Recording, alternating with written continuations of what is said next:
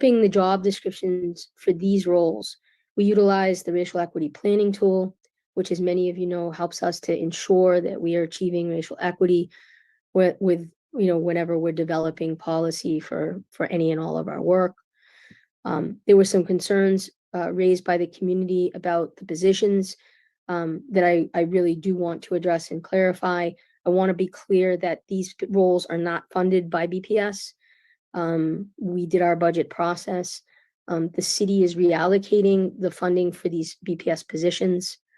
They'll be available to students throughout the school day and during the after school hours, evening hours, which really offers greater coverage for additional activities and students who play sports. They will ensure our schools are safe, and obviously that is of utmost importance to me, to our parents, to our team, and we're being proactive about that work. We're really striving to get these jobs posted in the coming weeks so that they can have some immediate impact. I want to just say I'm really grateful to the community for just really sharing thoughts, both at the roundtable, but then in all of the different forums that we collected information, and particularly to our students for sharing their thinking on it and how these positions could really support them. I think this is the kind of input that really helps us to improve how we work with students and make sure that we keep our students first and foremost. And I also want to thank our team, who's just put in so much energy to make sure that we get this right. Dr. DePina, Dr. Tavares, Chief Coakley-Grice, and Chief Granson and Chief Kelton. All of them worked collaboratively on this in order to make this happen. I want to share a few bright spots. First, a big thank you to school committee member Rafa Palanca. We had an amazing bus monitor fair that was held for prospective employees interested in supporting our special education students as bus monitors. Can't thank Rafa enough and the team. They really worked hard to get the word out, door knocking, postering, spreading the word. And it was very clear that they were successful because we, during the fair, over 100 people were submitted for hire through the Office of Human Capital. And we're now working to get them onboarded and hired to as they begin that role of a critical role of bus monitor. We will continue to recruit aggressively because we do need more bus monitors. But I think this was an example of partnership and work together, and was really, truly successful. So we're looking forward to welcoming those new 100 bus monitors, and then we will continue our recruitment activities throughout the spring and summer. I had a chance to attend last week the Edvestors showcase at the district hall.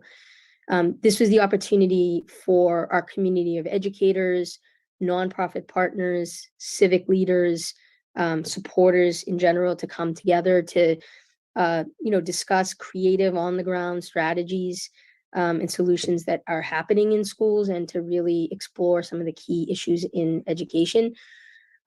Secretary Tutwiler, who's a former BPSer, shared the keynote remarks at the start of the program, and it was then followed by a panel discussion that really built on a framework that the secretary has laid out to the superintendents and to educators in general, which is heal, stabilize, and transform post-pandemic. And, really the panel represented a range of roles. Many BPS staff were part of it. And it really just gave a very powerful perspective in the district from a school leader lens, from an educator lens, from a family liaison lens, from a central office lens and a partner lens, what it's been like post-pandemic, what are the areas that we see as challenge, and then what are some of the brilliant solutions that are happening to be able to meet our students' needs and see them succeed. So I just wanted to thank, first of all, Marinelle Rosemary, who is the head of Edvestors, but also Secretary Tutwiler, who's so real, as he always is in his comments and connection. And then the Jeremiah Burke dance team provided, some wonderful example of arts in action, for us. and also, all the BPS staff that participated as part of the panel. Also, just a quick shout out for Boston Public Schools. We're going to be joining the city of Boston on One Boston Day. And this will be April 15th, 2023. And this is a day of recognizing the strength, resilience, and generosity demonstrated by Boston residents following the 2013 Boston Marathon, which we all remember. This year, BPS is working alongside its partners in hosting community events for our families to join. And I really just want to encourage everyone to try to check out One Boston Day, look at the activities. It's www.boston.gov, and then /civic -engagement. We'll put it up. It's easy. We'll have it on our website. But this will be an opportunity to really become part of a community engagement effort in symbolizing that 2013 Boston Marathon and how the city came together. Chair, that concludes my report. Happy to take questions, and as always, thanks to the committee for your ongoing support. Thank you, Superintendent. I'll now open it up to questions and discussion from the committee. Ms. Polanco Garcia.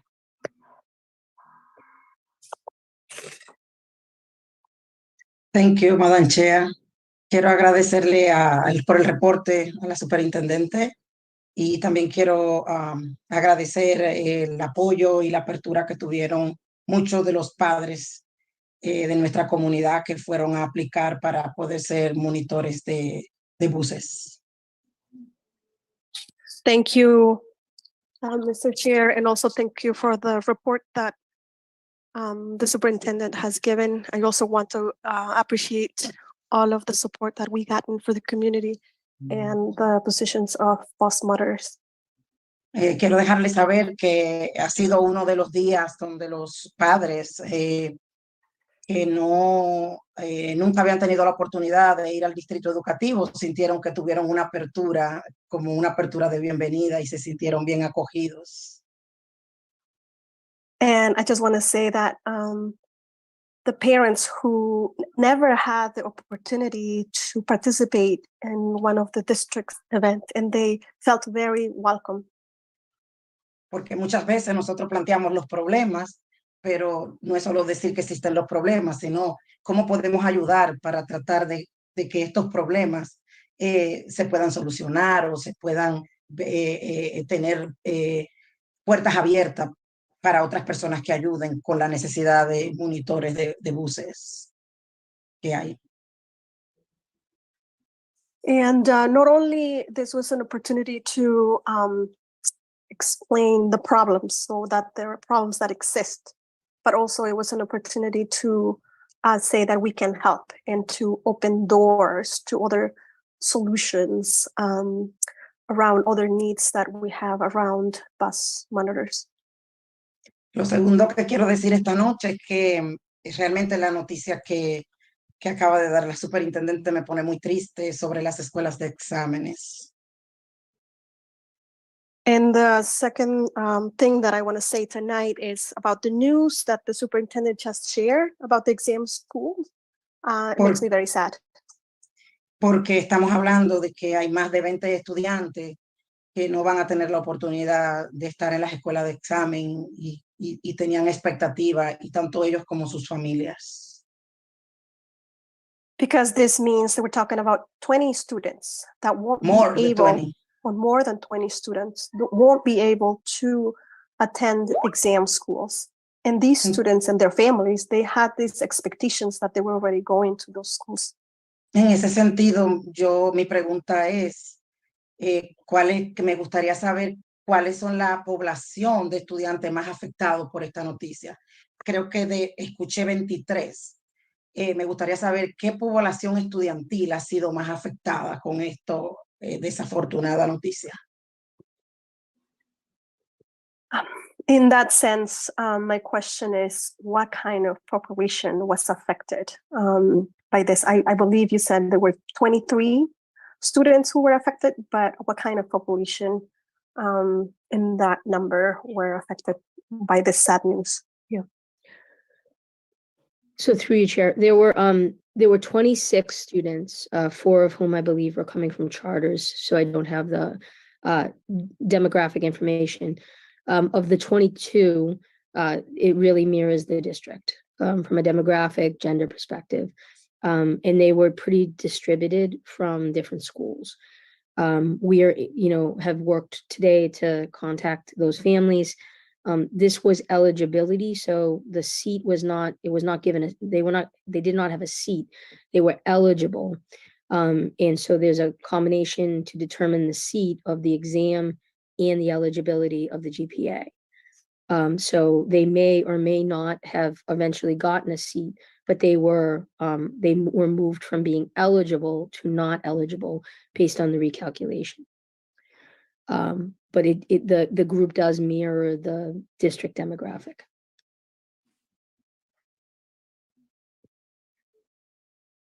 Okay, thank you. Thank you.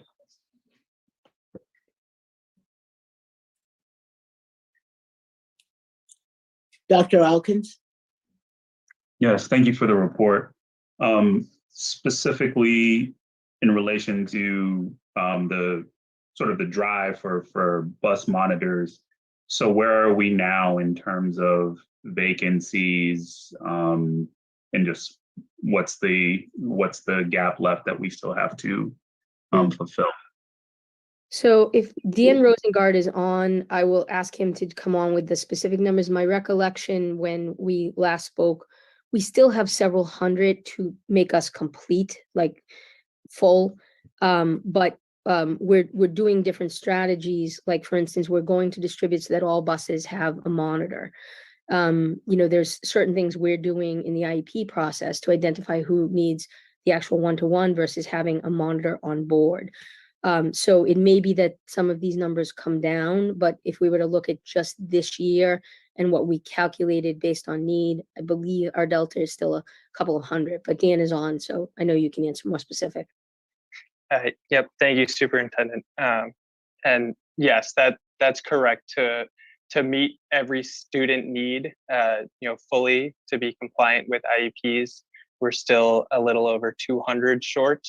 But I think this is really a step that will help us, in particular operationally, be able to do a much better job to get to a point where we can put a monitor on every bus and kind of make sure that we're able to transport every single student to and from school while we continue working really aggressively to kind of replicate what was successful in this hiring fair, to do it again to fill the remaining vacancies.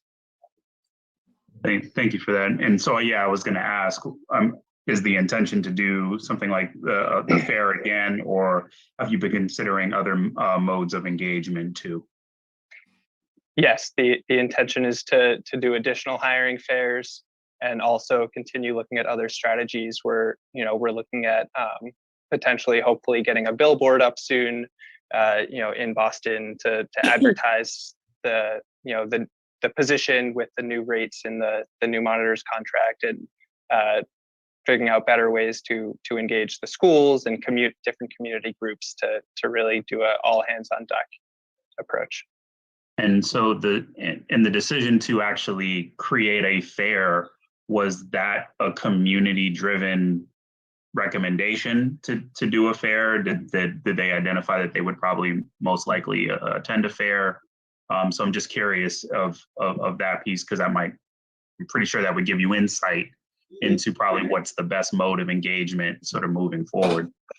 It was actually, yes, it was an idea that came out of one of the city council hearings in the fall, where a number of families of special education students spoke at the hearing and shared some of their ideas to better reach the community, and this was one of them. So we appreciated that and hope to build on it. I think we'll consult with school committee member Garcia to give us Polanco Garcia to give us some advice on it, because I think being in close contact with the community and parents led to just new ways of us thinking about how to be able to engage and reach people that we hadn't been able to reach. So You know, I think it was such a positive experience overall. Mr. O'Neill? Thank you, Madam Chair. First of all, my profound thanks to fellow member, Ms. Polanco Garcia, for the work that she did in helping to organize that fair, showing the power of community organizing, but also, you know, we talk about walk the walk, not just talk the talk, and Ms. Polanco Garcia really walked the walk there, and organizing with the community and raising interest in the bus monitor position. So thank you for that. Muchas gracias, Ms. Polanco Garcia. With regard to the exam school issue, I am trying to choose my words most carefully. This body has spent a lot of time on the exam school issue over the past few years, disproportionate to the number of seats in the exam schools relative to our overall district. It's fair to say the chair has pointed out many times she wished that we spent the amount of time on the other seats that we had spent on exam school. Nevertheless, it was the cause of a lot of work over the past couple of years and a lot of public attention. It was a specific, not only request of this body, but a requirement of this body when we passed the exam school policy, that we actually have an external party look at the admissions, because we were that concerned, and we expressed it publicly. We were that concerned about, with the changes that we were putting in place and the multi-year changes of, now it was going to be averages, now we were adding a science requirement, now we were adding the MAP assessment tool back in, how we were going to coordinate that across the entire network of not just our schools, 40% of which have some degree of autonomy, and we have all different levels of what's considered a course description, that type of thing, but also our charter schools, private schools, parochial schools, because all residents of Boston are eligible to apply for our exam schools. We were deeply concerned about problems arising in that process. And so we specifically put in the requirement that we have an outside auditing process on it. And to hear that, in fact, that secondary source of verification has not worked is deeply disappointing, because folks never used to get a letter that they were eligible to apply for schools. But for many of our families in this city, across our entire city, it is a cause for happiness when they get a letter that they were accepted to either Latin School, Latin Academy, or the John D. O'Brien School of Math and Science. And impacting that in a day and age when we're working so hard to improve transparency and improve trust with our parents and our families and our community members on such an important issue is just a self-inflicted wound that I am astonished at, plain and simple. And I just have to express that, because I know our communities expect us. How are we not expressing dissatisfaction with that? To me, it raises the question of, this body also passed a policy several years ago, a risk management policy, that we specifically called out, and we wanted an internal audit position within BPS. And then the pandemic hit, and there was, I hesitate to use the word excuse, because that may seem difficult to use, but there was reason after reason why that position has not been filled. I call on the district again to reread that policy that this body passed and look to implement it as soon as possible, because we need checks and balances within our system. And if people believe their work is going to be looked at and checked, I believe there may just be a little bit extra effort to begin with to make sure that it is right. And Superintendent, I am sensitive to the fact that we put in place a challenging and comprehensive change to the system, and that change takes time, and that mistakes happen. And, you know, my wife has always trained me to assume good intent, and I absolutely do here. But this impacts families, and this impacts our students and their hope and belief and faith in our system, and we have to do better, plain and simple. Yeah. So I agree fully with everything you said, Committee Member O'Neill. I think the risk management office is operational. We have filled the lead position for it. But I think one of the things we've seen is that there's multiple areas of the organization that really need to have our own internal ability to monitor.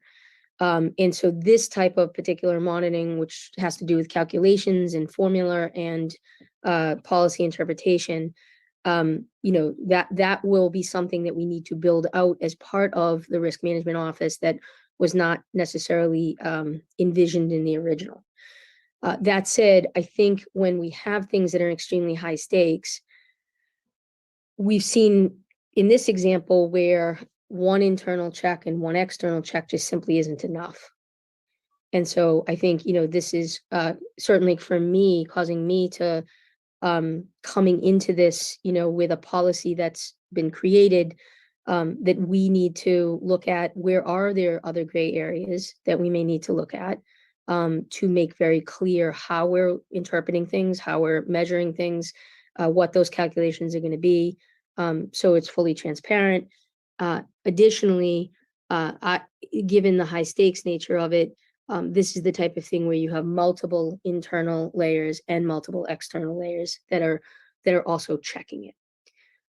So going forward, that will be the case, and that will be put in place. Right now we're, working on this particular issue, and I think we worked with the city auditor's office because we wanted to have it validated external to the BPS.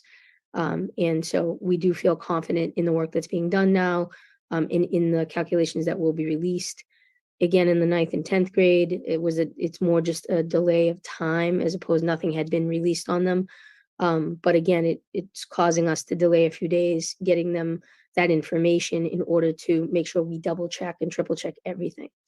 But going forward, we will communicate, and I believe we have in May an update to the body on exam school in general. And so we will fold into that going forward what our recommendation is for, given the high stakes nature of it, the additional safeguards that we intend to put in place for this. But I agree with you. There's no excuses. There is accountability to this, both internal and external. That is those are the steps we have to take to make sure that we're holding ourselves accountable when we make significant error. Thank you. Thank you, Madam Chair. Thank you. Thank you, Michael, for your eloquent way of putting this, because as you know, and I've been having conversations with superintendent and others throughout the week as this information has become available. And my only reaction personally was heartsick, that I could not believe that we were in this situation, knowing how important this work is to our families.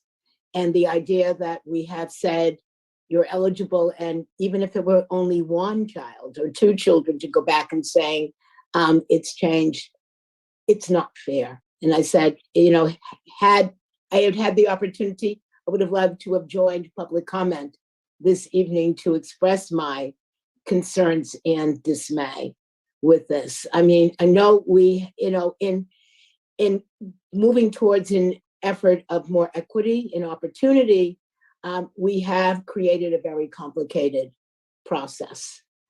However, all schools, this community is looking to have opportunity to join our schools. we need to be very clear and consistent as to what each and every school, public, private, whoever, needs to be able to provide us with the information in a way that makes it equitable to calculate. You know, the grades need to be the grades. We know grades are subjective, and I know our equity, grading policy is something that we're hoping will help us to be able to be more consistent with grading.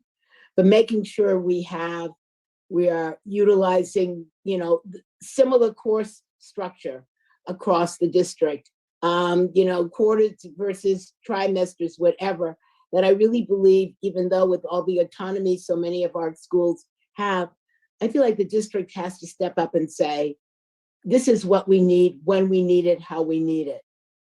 And if we don't get it, then we need to allow families to know that their school is out of compliance, or that, we don't have what we need. But we've all got to own this together.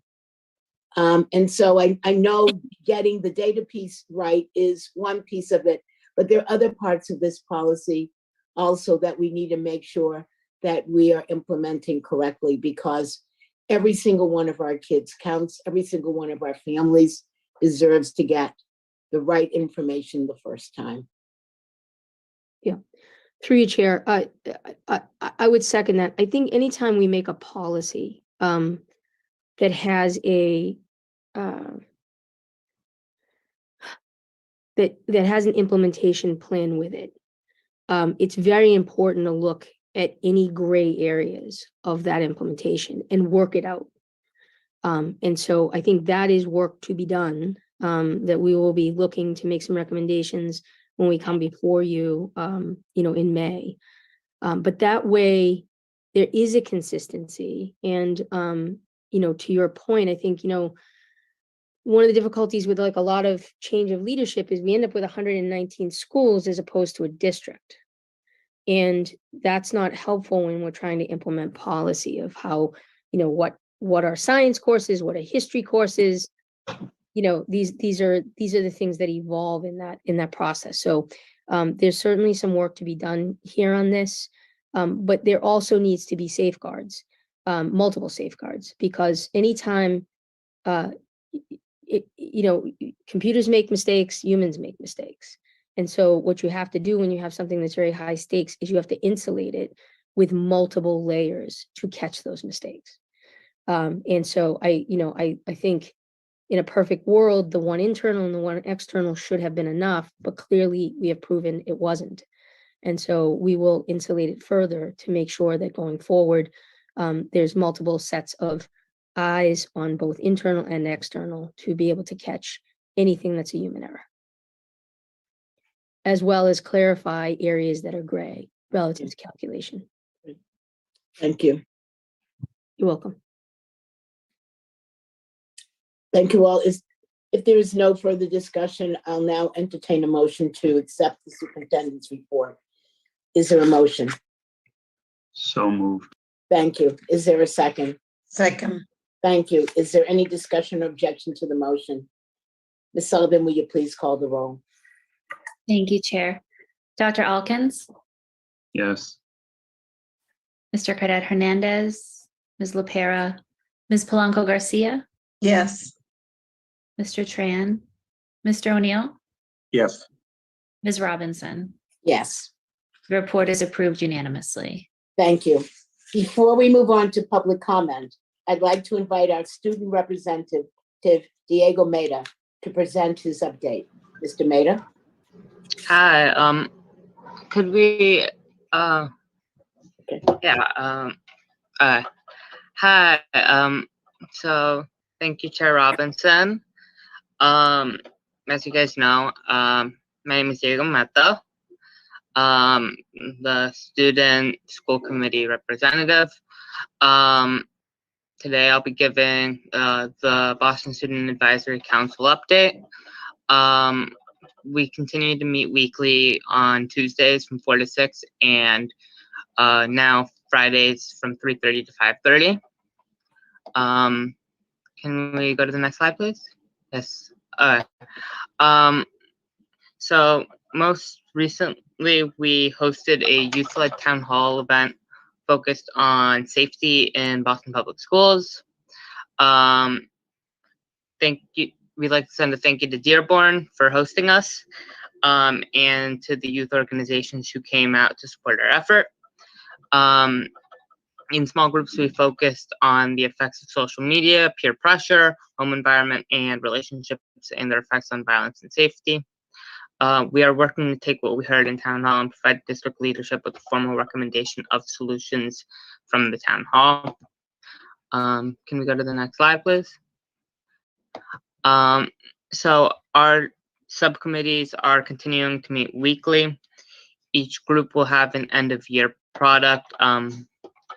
As you can see with adultism, the subcommittee is currently interviewing students and adults to understand that and try and make a workshop. And the code of conduct is hopefully at the end of the year going to make a workshop that's going to be held throughout school communities. The participatory budget meeting is going to do a block party at the end of the school year, and the mental health and social media subcommittee will be planning on incorporating mental health stations in our schools. So can we go to the next slide? Okay, so some of the upcoming events we have are right now we're partnering on with the community Ramadan iftar to make a community Ramadan iftar event on Friday, April 14th from 7 to 9, and from 8 to 9. BSAC students will host a youth space for Muslim young people. Also on Tuesday, May 2nd, BSAC is partnering with other BPS departments to host Bite Night, a computer science and STEM night open to all BPS students in grades 6 through 12.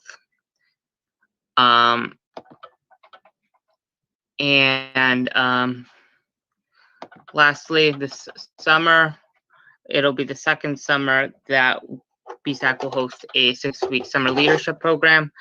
We're still working out the details. Additionally, the Division of Student Support Services will also have a menu of summer programming being offered to keep BPS young people engaged throughout the summer. And hopefully, at the next update, I'll have more details about this. Anyway, that is my report. Yeah. Any questions? Thank you. And thank you to all the BSAC students for their advocacy and dedication. And the committee looks forward to future updates. Any comments, questions from members before we move forward?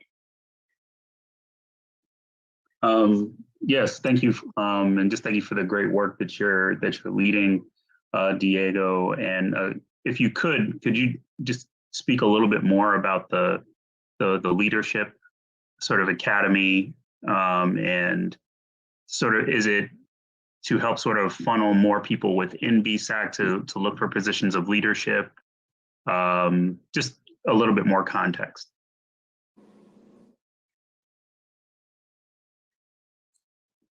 Diego, you're muted. Sorry, guys. I'm pretty sure that's what it is. I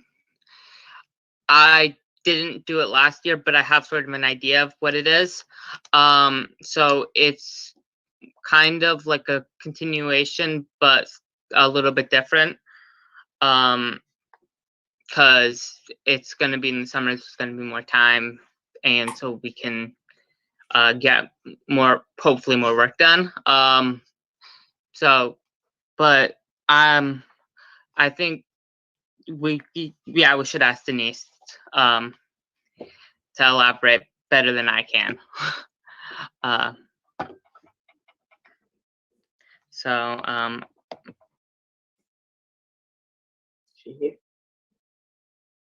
Okay. So we're gonna apparently also do some community service during the summer as well.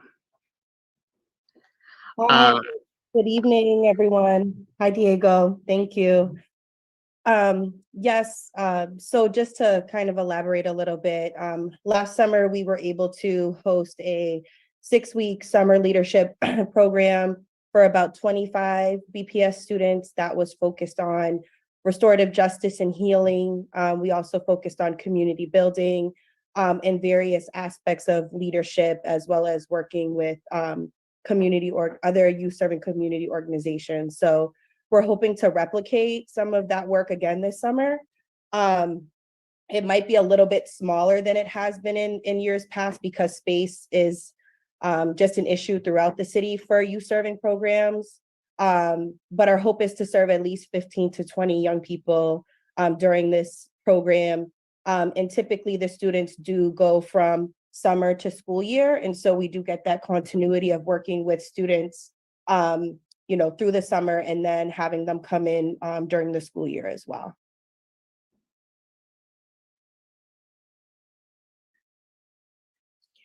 Mr. O'Neill?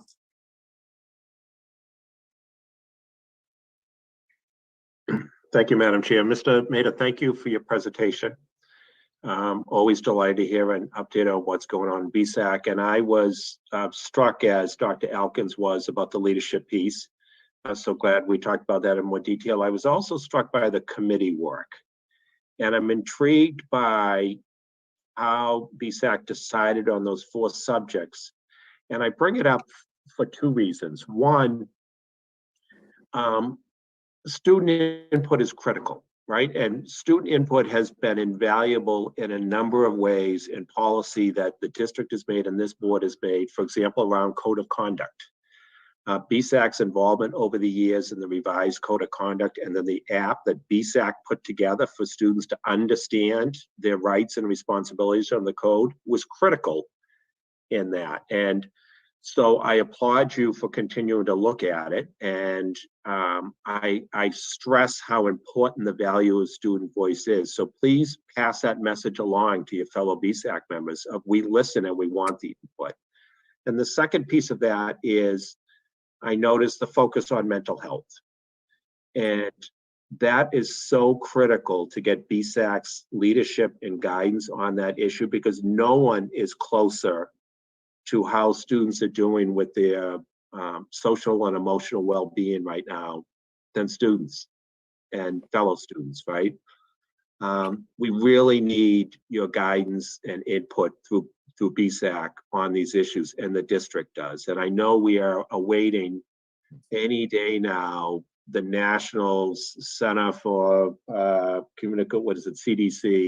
Center for Disease Control, does the national survey that is it's a 2-year lag time. So they're going to be coming out this spring with the survey from 2021 that really focuses in on students' emotional health and mental health and mental well-being. But we know there are troubling signs, right? And so BSAC, there's a real opportunity for BSAC to play a leadership role on this, to this committee, meaning the school committee, and to the district overall. And so I'm applauding you for doing that as one of the 4 subcommittees or committees. And when you talked about having mental health stations in each school, I'm intrigued by what you mean by that. And just want to encourage BSAC to really focus in on this and understand the value of your student voice, how it is taken seriously, and how you can help us on this critical issue right now.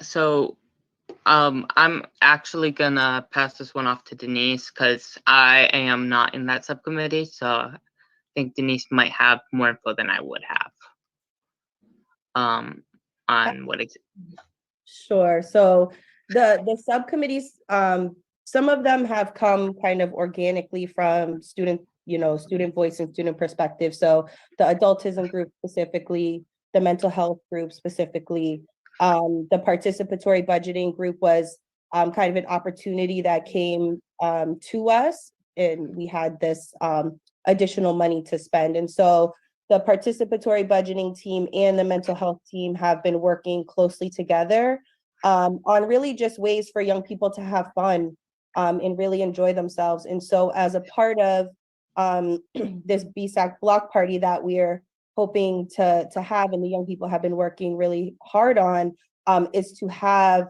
mental health kind of stations throughout the event. So spaces where folks can write positive affirmations, spaces where people can do art, spaces where people can connect with each other. And so that has been an important part of the mental health subcommittee work, as well as working on professional development ways that our social workers and our counselors can build, those really strong and authentic and real relationships with our young people. And so the mental health group has, thrown a bunch of different ideas out there. And so I think they're still trying to figure out what sticks.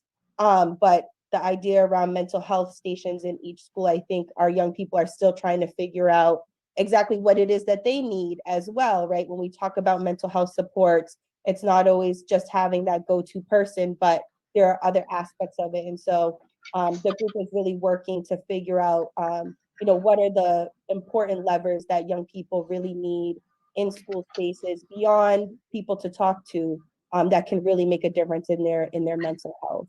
And that might include social media campaigns, that might include apps where young people can connect with each other in a positive way. I think they're still exploring what that means for them. Thank you. Well, I just want to affirm the value of the voice and the desire to hear from those folks who are involved in our classrooms every single day on what their advice is. So I hope you share that back to the committee working on it. Thank you. Yes, and I have also connected with the chair and some other folks that some of the subcommittee leaders would be happy to come and talk for a little bit more in depth about the work that they've been doing. So these committees are headed by young people on BSAC, and they would be happy to share a little bit more in depth, because as Diego says, he does sit here, he does sit on our code of conduct committee as well. Please slow down, Denise, slow down a bit. Oh, yeah. So he does sit on kind of multiple committees. So those young people are happy to come and share a little bit more in depth about what they've been exploring in their subcommittees. Okay. Thank you. Dr. Alkins? Oh, no, thank you for that clarification. I'm also wondering how BSAC is able to also bring in on not exclusively or to sort of take over the conversation or anything, but really to help frame some of their ideas in a facilitative way. So for example, thinking about sort of the mental health stations that you were talking about, to bring in an expert or two who can actually probably speak to some of the practices that either have been done in different contexts to help really help push the conversation from a space of idea building to action and activism, even to some extent, if that's what the students feel that is the best direction for it.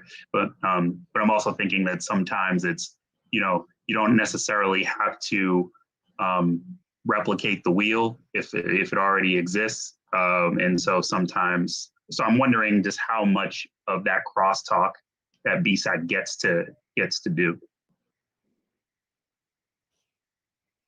So we definitely have folks like come in and workshop with the young people. We're working with the some folks from the Shaw Foundation right now. They've been supporting our mental health group specifically. And that's kind of where the idea of the app and social media aspects have come in. But I think that work has somewhat morphed, right? Perhaps the young people were like, that's not quite it. And so over time, they've kind of moved direction towards some workshopping and some other ways. But we are completely open to having folks come in and work with our young people. They love having folks come in and do engaging workshops with the young people. And so if you have any ideas or any community connections, I welcome that information and that support, and would love to explore that with the committee and beyond.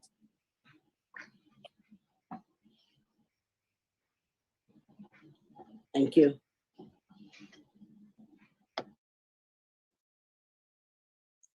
Thank you. I just have a quick question. What percentage of the schools are now represented on BSAC? I don't have a percentage, but we have 20 of our high schools or secondary schools represented.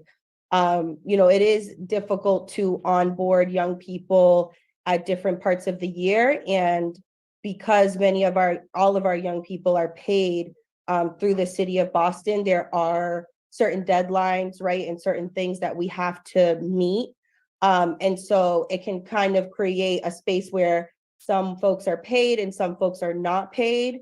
And so we haven't really taken on new young people since we started. And as I've shared with you, Chair, I'm the full-time staff person that supports BSAC. We're happy to be bringing on a coordinator very soon, so we will have additional capacity. But obviously that does affect how many young people I can have with me Right. one time. So right now we're at 40 young people from 20 different Boston Public schools. And so, of course, looking to recruit strategically for the summer from our schools that we haven't had representation from. And that's some of the work that I'm doing right now. And then also working as soon as the school year starts to do that recruitment in schools as well, to make sure we have full representation on the council for next school year. That's great. And something else, and I know, again, this is an issue around staffing. As many of our high schools become 7 to 12s, how are we beginning to work with our 7th and 8th graders in terms of, I don't want to call it BSAC Junior, but that introductory stages so that they get the full benefit of being engaged and, hopefully gaining more opportunity and commitment to taking on some of these roles as they move into high school? Yeah, it's definitely on my mind and on my radar. I know that some of my colleagues have, been doing work around transformative mentoring and academic mentoring in the middle school space, in our middle grade space. Many of our middle grades or our 7 to 12s do have student government representatives from the lower grades that sit on their student governments as well. But I think it's really, building out our capacity and building out our programming so that it fits what middle graders need in terms of leadership. And then that there's that continuity and that continuation of moving on to represent your school as you move into those upper grades. So it's definitely on my mind and on my radar. And I think it's a great opportunity. I mean, last summer we took rising 9th graders. So we had 14-year-olds that were going into their freshman year of high school. So we were able to do that with the flexibility that Success Link also gave us with hiring younger people last year. So, so now we can hire 14 to 18-year-olds and pay them for their time, which wasn't the case in the past. So I just see opportunities, just coming along as we go. And again, as we build out our staff and, build out our model, that we will be able to incorporate working with our younger grades, whether that is, as you said, some sort of like junior BSAC or, some way that we can bring that leadership conversation to our middle grades, which I know is happening in those spaces, but how can we support it on the central office side as well? Great. Thank you so much. And again, Mr. Maida, thank you for all of your work, and particularly as BSAC is in this rebuilding phase of its existing. thank you again for all of the work that you and the other BSAC students do. And we look forward to your updates in the future. Thanks. We'll now move on to general public comment. Ms. Sullivan? Thank you, Chair. The public comment period is an opportunity for parents, caregivers, students, and concerned parties to make brief presentations to the school committee on pertinent school issues. Questions on specific school matters are not answered at this time, but may be the subject of later discussion by the committee. But may be referred to the superintendent for a later response. Questions on specific policy matters are not answered at this time, but may be the subject of later discussion by the committee. We have 14 speakers this evening. Each person will have 3 minutes to speak, and I'll remind you when you have 30 seconds remaining. Those who require interpretation services will receive an additional 2 minutes. Speakers may not reassign their time to others. Large groups addressing the same topic are encouraged to consolidate their remarks or choose a spokesperson to provide testimony. Written testimony is appreciated and encouraged. Please state your name, affiliation, and what neighborhood you are from before you begin. Please direct your comments to the chair and refrain from addressing individual school committee members or district staff. When I call your name, please raise your hand virtually in Zoom. Also, please make sure you're signed into Zoom with the same name that you used to sign up for public comment. That will allow us to identify you when it's your turn to testify. We'll begin this evening with Michael Heischman, followed by Carmen Arias Ortiz, Catherine Vitale, Suleika Soto, and Courtney Feely Karp. If you could please raise your hands. Mr. Heischman? Are you ready? I'm ready. All right, Mike Heischman, Beja, Dorchester. Wonderful things are happening in some of our schools. On March 25th, the Boston Teachers Union, Boston Education Justice Alliance, and many other organizations created a wonderful family-to-family conference attended by students, parents, and caregivers, educators, and community members. I attended the community schools workshop and was very impressed. The school department and the YMCA has a grant which has brought more resources into about 12 schools. You are once again coming up with a facility improvement plan. Every school should become a community school. I was blown away by the restorative justice workshop. Everyone sat in a circle and spoke while everyone listened. Instead of investing more in metal detectors, more policing, and using punishment and fear to control our children, invest in this powerful tool. In the words of our ancestor, Mel King, love is the question and love is the answer. Restorative justice is part of our answer. It has increasingly becoming clear to me that our superintendent and Mayor's Wu's appointed school committee are complicit in the retreat from the BPS becoming an anti-racist institution. Before taking office, Ms. Skipper on August 24th had received a letter from 15 high-ranking retired BPS educators of color protesting against the targeting, harassment, and firing of anti-racist Black and Brown central office leaders. The public did not know about this until 3 whistleblowers, including myself, notified the community in October during public testimony. Ms. Skipper is in charge of the investigation. She selected the investigator and to find the parameters of the investigation. Normally speaking, this would be seen as an outrageous conflict of interest. For Mayor Wu's appointees, this is acceptable. It is now April 12th. Nothing new was reported today on this so-called investigation. Mayor Wu's appointed school committee continues to enable Ms. Skipper's cover-up. As I testified at our last meeting, the comparison of Dr. Caselius's organizational chart with Ms. Skipper's is another example of the retreat from equity. Under the leadership of Dr. Granson, the Chief of Equity and Strategy, with the active support of Dr. Caselius, the Community Equity Roundtable had held 39 meetings. Since Ms. Skipper took office, there has only been 4 meetings. Why? Dr. Granson is still the leader of the Equity Office. Look at the changes in the organizational charts. Dr. Granson's office has been moved, his position demoted, Mr. Heisman? almost done, and his budget cut. Equity has been defunded while white supremacy has been promoted. Thank you. Thank you. Our next speaker is Carmen Arias Ortiz.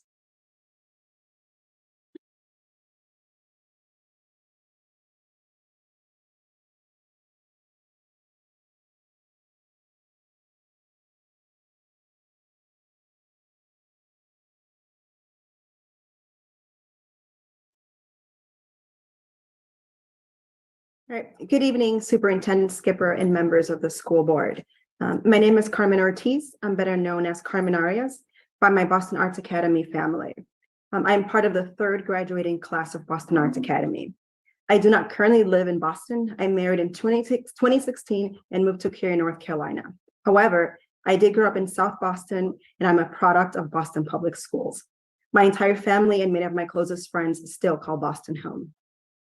While discussing the naming of the Boston Arts Academy Theater is not part of today's agenda, this issue is too important for a one-day discussion. It is too important to me and many other of my Boston Arts Academy classmates to not start the conversation now. We all know that it's human nature to desire honor and recognition. However, we must remember to give honor to whom honor is due. As many of you are in a position of power, when you are in a position of power, you're tasked with making important decisions. And we have a responsibility to be objective and thoughtful in the decisions that we make, not only because it is the right thing to do, but also because it speaks of who we are, and more importantly, it models integrity to the Boston Public School students and families. I do understand that this is not always easy or comfortable, as sometimes the right decision differs from that is popular or expected. Today, I want to challenge you, members of the school board, to commit to honoring those women whom honor is due, to honoring two women who worked sacrificially for many years for a vision that many could yet to see, for the vision of an arts high school in Boston, for making Boston Arts Academy a reality. Without the vision and the hard work of Linda Nathan and Carmen Torres, there would be no Boston Arts Academy today. So I ask that we please put politics aside and do the right thing, not just because Carmen and Nathan are the only two people who deserve to be recognized for what Boston Arts Academy is today, but also because I personally can attest that it was truly a privilege to attend high school while they were there. Their love and commitment for their students was genuine, and their leadership was second to none. Again, my ask today is that when this issue is on your agenda and you're tasked with making a decision, you choose to honor these two incredible women who impacted the lives of countless students in Boston. Thank you for your time. Thank you. Our next speaker is Catherine Vitale.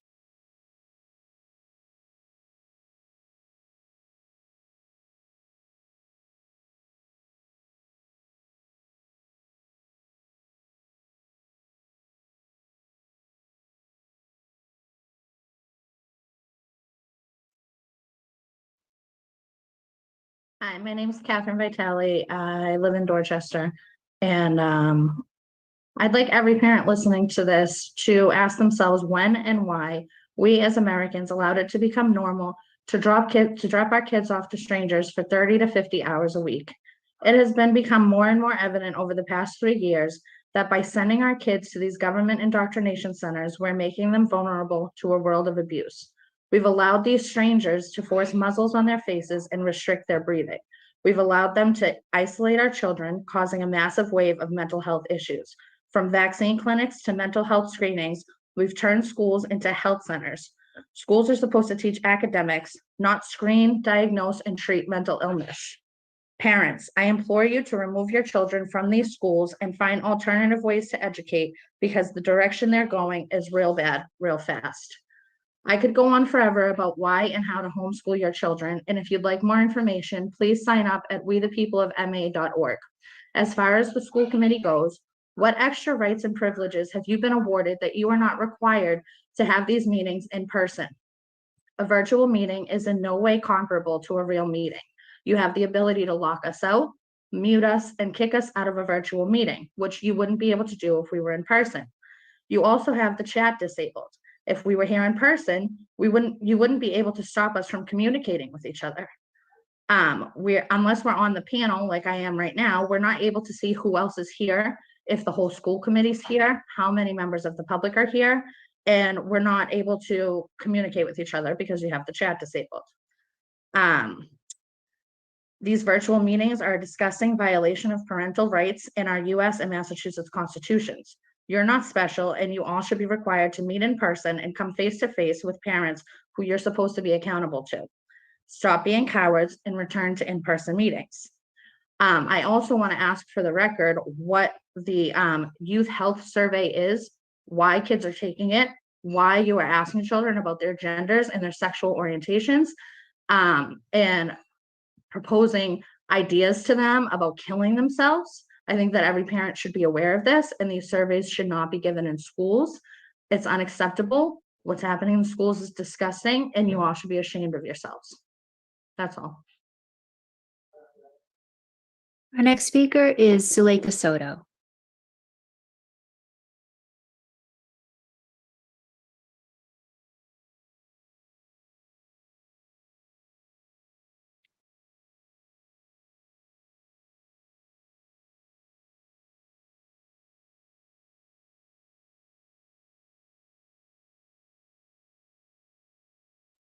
A little dark, but it's okay, as long as you guys could hear me. Yes, we can. Okay. Good evening. My name is Suleika Soto, and I am a BPS graduate, the parent of 2 BPS students, and a resident of the South End. Words are good, intention is important, thoughts are important, but what are we actually doing to repair the harm done? While the racial equity planning tool is intended to address the persistent inequities that impact our students with the highest needs and has good words, intentions, and thoughts, the desired outcomes are never explicitly framed to address the root causes, particularly for students in communities with the greatest needs, such as Black, Latinx, Asian, special education students, and multilingual learners. For example, comparing the Racial Equity Planning Tools rubric to the Community Connections Coordinator's memo presented at yesterday's Community Equity Roundtable fails to actually answer the questions. There is no racial equity analysis with disaggregated data included and fails to mention the terms Black, Latinx, Asian, special education, and multilingual learners in any of its answers. A solution would be to actually answer the questions and follow the rubric, and for this committee to carefully look at these proposals before pushing a yes vote in the name of equity. In my opinion, parent engagement has also been utterly disrespectful and at times intimidating at both the school and district level this year. This year, in too many district meetings, supposedly intended to be conversations and actually engage parents and community, the meetings have in fact consisted of parents being talked at, addressed with pre-written scripts by a large team of district employees that are texting each other, and where many answers provided to important questions lack substance and data to back them up, as in this case with this committee. Furthermore, it is disrespectful for the administration and BPS to utilize vice principals and district level employees to call Latino parents before testifying about their experience before this committee. This is an example of witness intimidation. Fortunately, those brave families still arrived to express their thoughts. Is the district trying to hold administration accountable for what parents say at the district level when there is a lack of accountability for parent engagement at the school level? There are still many schools lacking interpretation during school site and parent council meetings, or let alone that submit required paperwork for Title I, which all the schools in BPS are Title I schools. To actually start to repair the harm, BPS should transform how it goes about parent engagement by first starting to implement shared decision-making and school site council manuals. Follow Title I requirements for engagement and do the paperwork. Look at school climate data to fix and start actually holding principals accountable for engaging parents, and hold yourself accountable as well. We need an elected school committee. Thank you. Our next speaker is Courtney Feely Karp, followed by Edith Bazile, Ruby Reyes, Michelle Carmel, and Deirdre Manning. If you can please raise your hands virtually in Zoom. Courtney Feely Karp.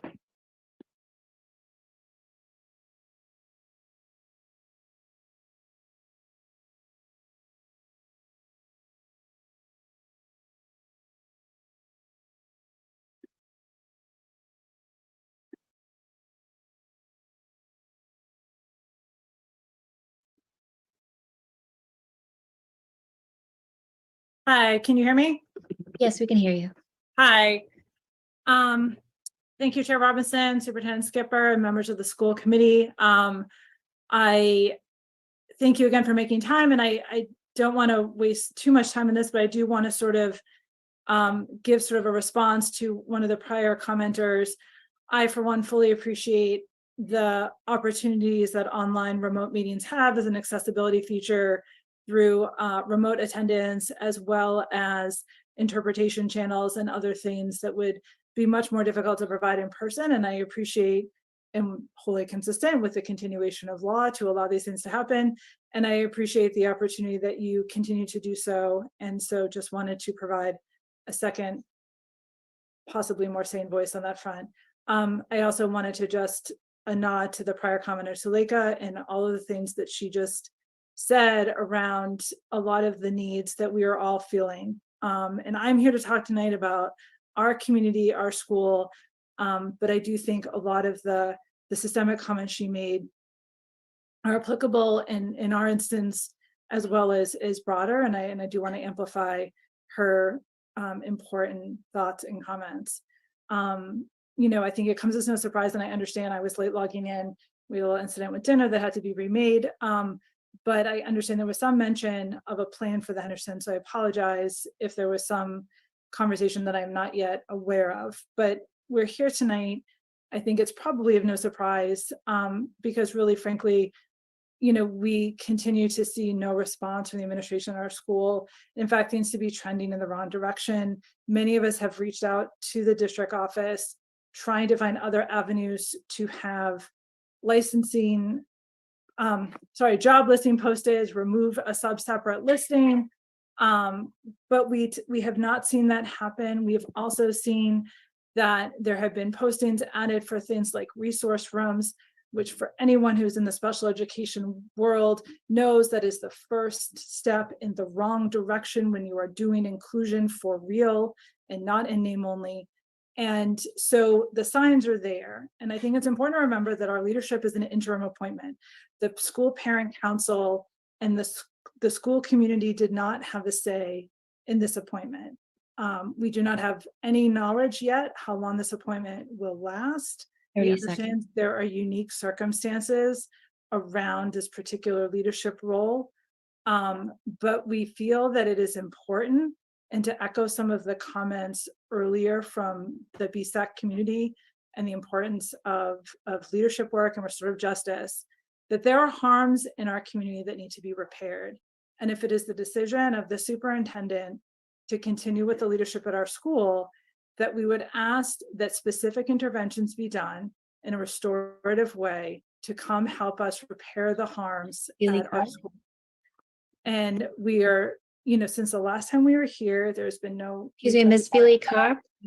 And we are here again because we are looking for more direct intervention before the school year is out, while these important hirings are taking place and shaping the future of our school. Thank you. Our next speaker is Edith Bazile.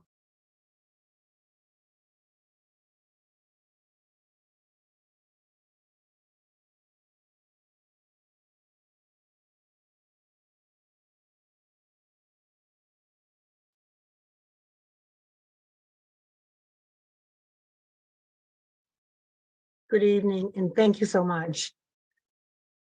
Madam Chair, Black families in the greater Boston area are increasing, but flee BPS at the highest rate. Why? Black students are concentrated in underperforming schools, denied access to high-performing schools, exam schools, and AP courses.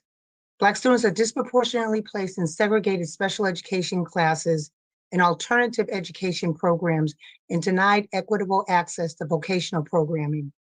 Black students are disproportionately assigned to underfunded, understaffed, under-resourced schools that are disproportionately closed.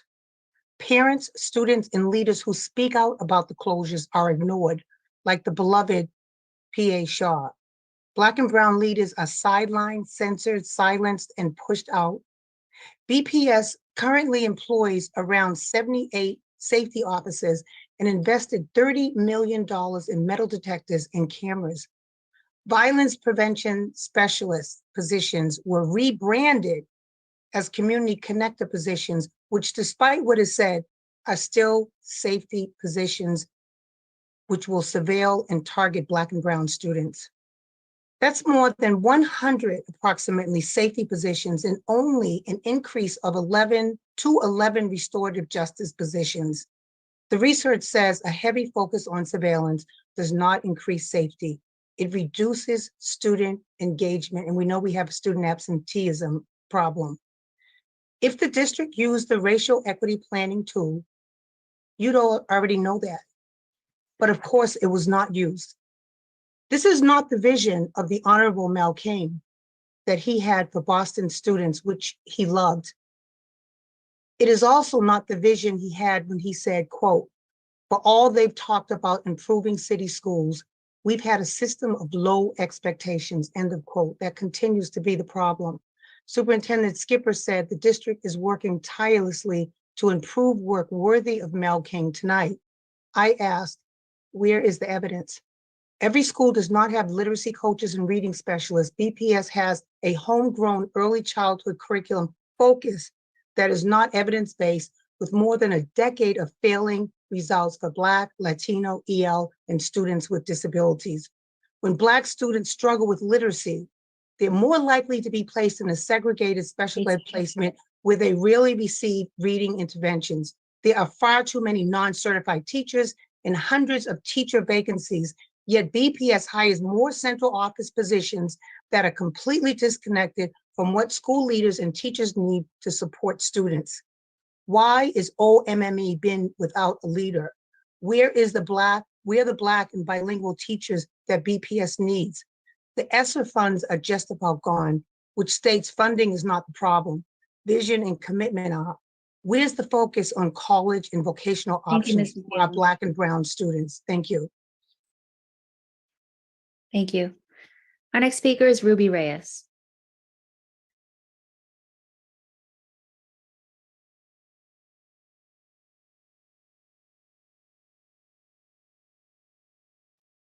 Good afternoon. My name is Ruby Reyes, and I'm a Dorchester resident and the Executive Director of the Boston Education Justice Alliance.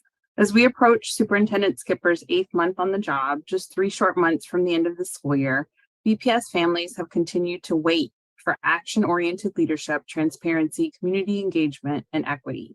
Superintendent Skipper is failing to implement the changes that BPS families continue to desperately need. BPS parent groups have been asking for better communication and authentic community engagement that thoughtfully incorporates the voices of parents, students, and educators.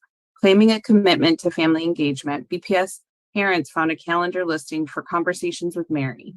Notifications had been sent to district parent groups. Notifications had not been sent out to district parent groups or through the BPS weekly update, which has not gone out since December 2022. Parent groups shared it with their school networks, only for the meeting to be abruptly canceled minutes before its flopped launch. In terms of community connections positions, the main concern is the student information sharing will not be taking place. In 2018, a child was deported because BPS information was being shared with the Boston Police Department. We know that there are a few controls, internal and external, as evident with the most recent exam school issue. Clearly, BPS Central Office cannot guarantee the protocols are insulated. Superintendent Skipper's excuses and deflections cannot justify the possibility of deporting yet another student. In the budget process, Beja urged for more detail and transparency. The BPS budget should not be about covering up Superintendent Skipper's failures, such as an executive staff too lazy to create detailed budgets or be able to provide answers to critical questions. The budget process is a place where resources can be distributed to areas, schools, and students with the most need as a real commitment to equity. The budget needs to be about meeting the needs of students and families. Even more disturbing, though, is that when parents signed up to give public testimony at the school committee meeting on March 22nd, some of those parents received calls from BPS administrators, including Deputy Superintendent of Equity and Community and Family Advancement, Anna Tavares. These administrators were asking what these parents were going to give testimony about. BPS should not be seeking intel from impacted families or intimidating parents into not sharing their voices. BPS needs to be meeting their needs on a systemic-wide level and individual basis, not seeking a heads up from families. The implication is that principals and administrators are being held responsible for what parents say in their testimony, which further feeds the already decaying culture of fear rather than the supported team Superintendent Skipper claims to be fostering. We are only 3 short months away from the end of the school year. The few accomplishments we have seen are those that have been fought for by parents and advocates. Where are the results? Superintendent Skipper has coasted through a school year with families having little to show for it. Thank you. Our next speaker is Michelle Carmel.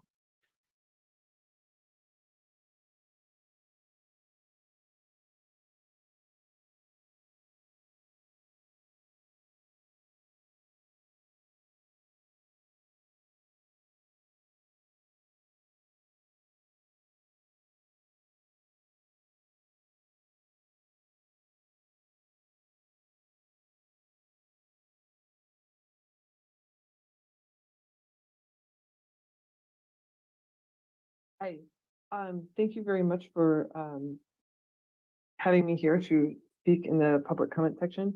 I'm glad for the opportunity to do it. I was here last month testifying about the Henderson Inclusion School. I told you about classrooms in our school that don't have properly credentialed special educators. What I didn't tell you last month is that I have a child with a disability for whom the school has been transformative. We have great educators and staff in the building working hard for our children every day. I know the power of inclusion done well, and I believe that my child deserves to graduate from this school. The parents who testified alongside me last month are the same parents who are constantly volunteering our time to build community and support the school in any way we can. I want to be really clear that we are not trying to tear down our school. We're trying to bring its problems to light to get real support from the district and the mayor's office to build it back to its former state. Our current students deserve that, and our educators deserve that. Both before and since the last school committee meeting, our school has struggled with both internal and external dysfunction. For example, for the last 43 days since the 1st of March, the Henderson Inclusion School has posted misleading job listings for teachers in substantially separate settings. This is where students with disabilities are sequestered outside of the general classroom setting, which is the polar opposite of inclusion. I alerted the school administration 19 days ago about the misleading listings. After 5 emails, a Zoom call, and phone call, the misleading postings persist. The problem is being blamed on communication issues with and delays within the Office of Human Capital, but it also speaks to the disarray in our building that's happening right now. It shouldn't have been me, a parent, who noticed the problem weeks after the problem had originated and started the initiative to get this fixed. Right now, at this moment, the incorrect listings are still posted, advertising for teachers in a substantially separate setting in our inclusion school. It's imperative that we correct these to ensure that the Henderson attracts qualified, inclusion-oriented candidates to interview for these positions. It's prime hiring time now. It has been prime hiring time since the 1st of March, and we're losing time here. What I'm wondering is how far up the BPS administrative chain does our community have to go before we reach a person who actually has enough power to pick up the phone and make something as simple as editing jobs actually happen? I implore you as members of the school committee and representatives of the mayor's office to identify the person who has the power to help the Henderson and remind them of their responsibility, because the Henderson needs real concrete support. We don't need a plan for the 23-24 school year. We need help now with concrete issues in our school. I also want to mention that members of our board. I'm here as an individual. I'm not here representing Carmel. my the parent council. Excuse me, Ms. Carmel. I'm afraid your 3 minutes are past. Thank you. I think. Our next speaker is Deirdre Manning, followed by Sean Nelson, Felicia Parzik, Jess Manna, Bethany Moffey, and Shannon Dendy Balbin. If you could please raise your hands virtually in Zoom. Deirdre Manning. Hello, everybody can hear me? Yes, good evening. Great, thank you. Thank you to the superintendent and the school committee members for the opportunity to speak before you. I was one of 5 parents who spoke before the school committee last month about concerns impacting the Henderson community, most notably for families with children with atypical abilities. I appreciate the recent announcement that I heard at the beginning of the meeting that the central office is making an effort to address some of the concerns raised in the last meeting and recently published in the Boston Globe. I would like to say that this effort needs to include families, and initiatives to reach them must be expansive. Just to give you an example of why I believe this is important, before the last meeting, I reached out to a family who I knew their son was not receiving the type of services that he's supposed to. And I asked them if they would be able to speak before the school committee during the public comment period. Unfortunately, the mom had to work, and the son requires a very long series of interventions every evening, and the father needed to do those. So this family and many others who are faced with challenges with children who have health concerns and intellectual challenges can't participate in a way that others can. I feel it's important that the school committee and the superintendent understand that we need to stand up and do things for these families. Their lives are so challenging as it is. Subsequently, a meeting with the superintendent for the BPS community at large, where Henderson parents had hoped to be heard, was not held without notice of its cancellation. I did hear the superintendent, I believe, say earlier today with this 90-day plan that she had reached out to the Henderson Parent Council to sort of get some information. I don't know how quickly this plan came together, but I can say I used to be involved with the Parent Council for 5 years. In general, they don't have very many families who do participate. And I think it's gotten even worse with the interim leader because there's no collaboration with the Parent Council. Their concerns are dismissed and their initiatives are not elevated. I would recommend, as part of this plan that I was grateful to hear the superintendent has initiated, include a community-wide notification so that at least the families who have been speaking before the school committee could be involved, as well as many other parents who have concerns but have either felt frustrated or not heard. I also strongly recommend that a retired independent leader be hired to lead the Henderson out of this mess. A year and a half ago, I advocated for an interim leader who is independent after our principal was assaulted and knocked unconscious. Unfortunately, they picked a very young person who didn't have any experience as an administrator, and that person left for a family opportunity in another state. The new interim leader is a principal who is hired to cover for leaves, a medical leave or maternity leave, etc. And this person does not necessarily have a vested interest in inclusion or what we're doing at the Henderson. The Henderson needs a leader independent of the central office chain of command who is solely dedicated to bringing the Henderson out of this crisis. I just want to close, give me just a few more seconds. Society should be judged on how its most vulnerable members are treated. BPS, especially its leaders, are failing the children, family, staff, and teachers at the Henderson. Please step up and please get a truly independent person who can help us repair our school to the really wonderful place that it was previously. And I forgot to mention, I'm a Dorchester resident and a parent of a Henderson student. Thank you very much. Thank you. Our next speaker is Sean Nelson.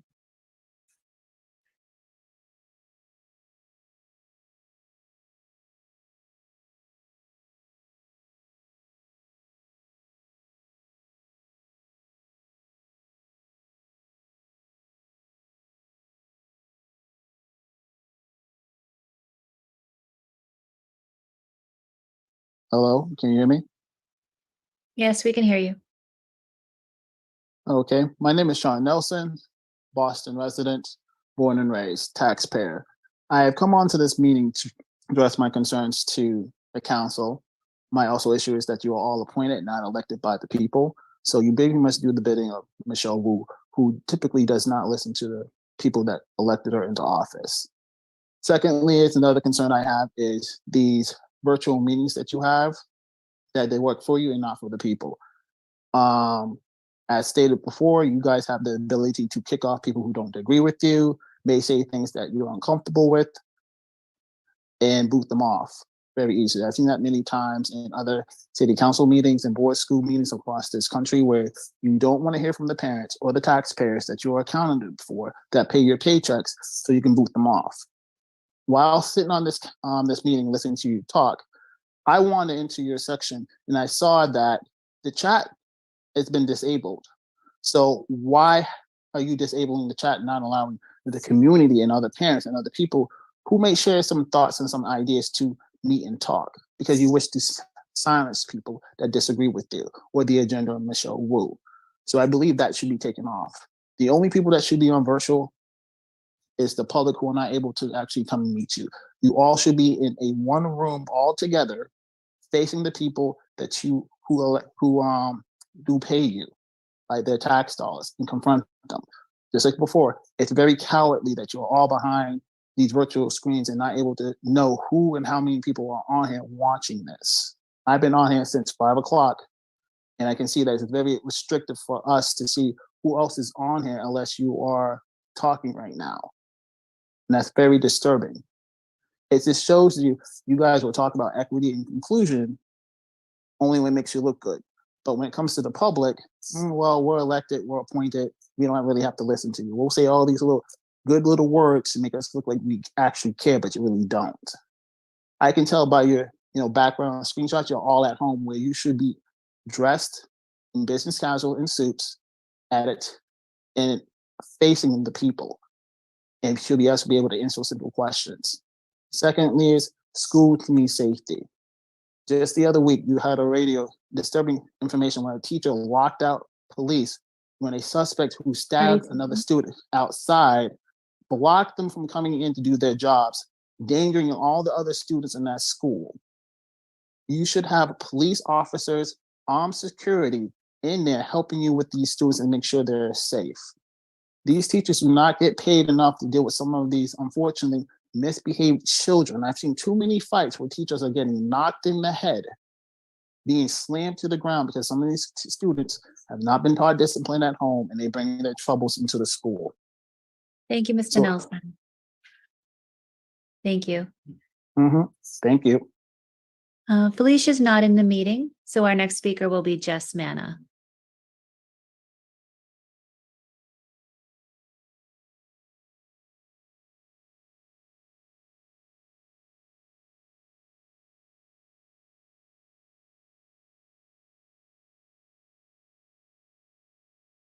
Sorry, I was on mute.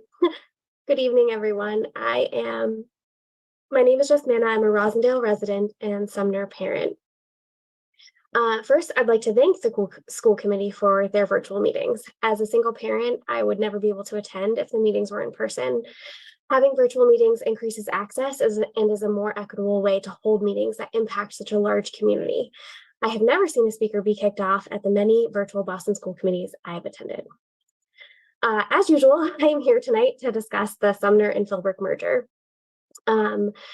First, as we have been discussing in the past, the community engagement has continued to be inauthentic. The recent community meeting for the Sumner and Philbrook merger was great, but it fell short of authentic community engagement. It was not advertised very far in advance. It was just advertised a few business days in advance because BPS refused to confirm the date, even though the date had been chosen weeks before. And because of that, the meeting participants were not representative of our community. 60% of our community is Spanish speaking, and there were only 2 people on the meeting that required interpretation services. During the meeting, we kind of dove into the details without zooming out and giving newcomers a proper overview of what decisions have already been made and what is being asked of the community. The meeting was also cut off fairly quickly and no follow-up has been sent, And the meeting was cut off just as groups were getting into a productive discussion. And even though the groups asked for more time, that was not allowed. Most decisions regarding the merger have been made for us and not with us, and that continues to be true. Our Spanish-speaking community deserves a meeting in Spanish, which we have been promised multiple times, and that date has still not been set. And meeting minutes for the design team and the community meeting have not been distributed, which was also promised to us. At this point, it doesn't feel like BPS is invested in anything more than performative engagement with our community, which actually seems like more work than authentic engagement, but okay. And so all we can do is hope that BPS has learned from this process and will do better for the mergers that come after ours. We have several requests not related to community engagement, but given that our voices have not been heard on community engagement, we have to assume they will not be heard regarding the resources we feel our community needs after the merger. So we are here tonight asking the school committee to ask BPS to commit to some harm mitigation tactics prior to voting on the Sumner and Philbrook merger. We are not asking for no vote on the merger. We are asking for a commitment of quantifiable actions BPS will take to ensure our communities have the support we need, such as 3 to 4 social workers, at least 2 nurses, at least 2 family liaisons, and expanded administration to help with their transition, such as 2 principals for the first year, and the possibility of becoming a dual language school. As we have said from the beginning, we are in this for equity for all, so I would be negligent in that commitment if I did not mention what is happening to the Shaw and Taylor communities. They are being silenced with the threat that Thank you, Ms. Mafi. Thank you. MSA funding if they don't quietly agree to the merger. Ms. Mafi? Is Thank you. I'm afraid you're past your 3 minutes. Yes, Thank you. and it's extremely unfair to the. Thank you, Ms. Manna. Our next speaker is Bethany Mafi.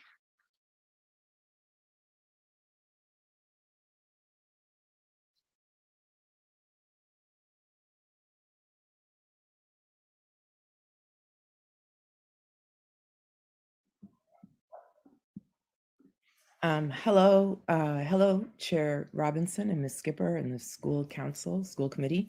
Thank you again for the opportunity to hear us out. Madam Chair, I'm here today. I testified one of the families who testified last month from the Henderson, and I'm here again today to just to amplify the situation that's going on at the Henderson.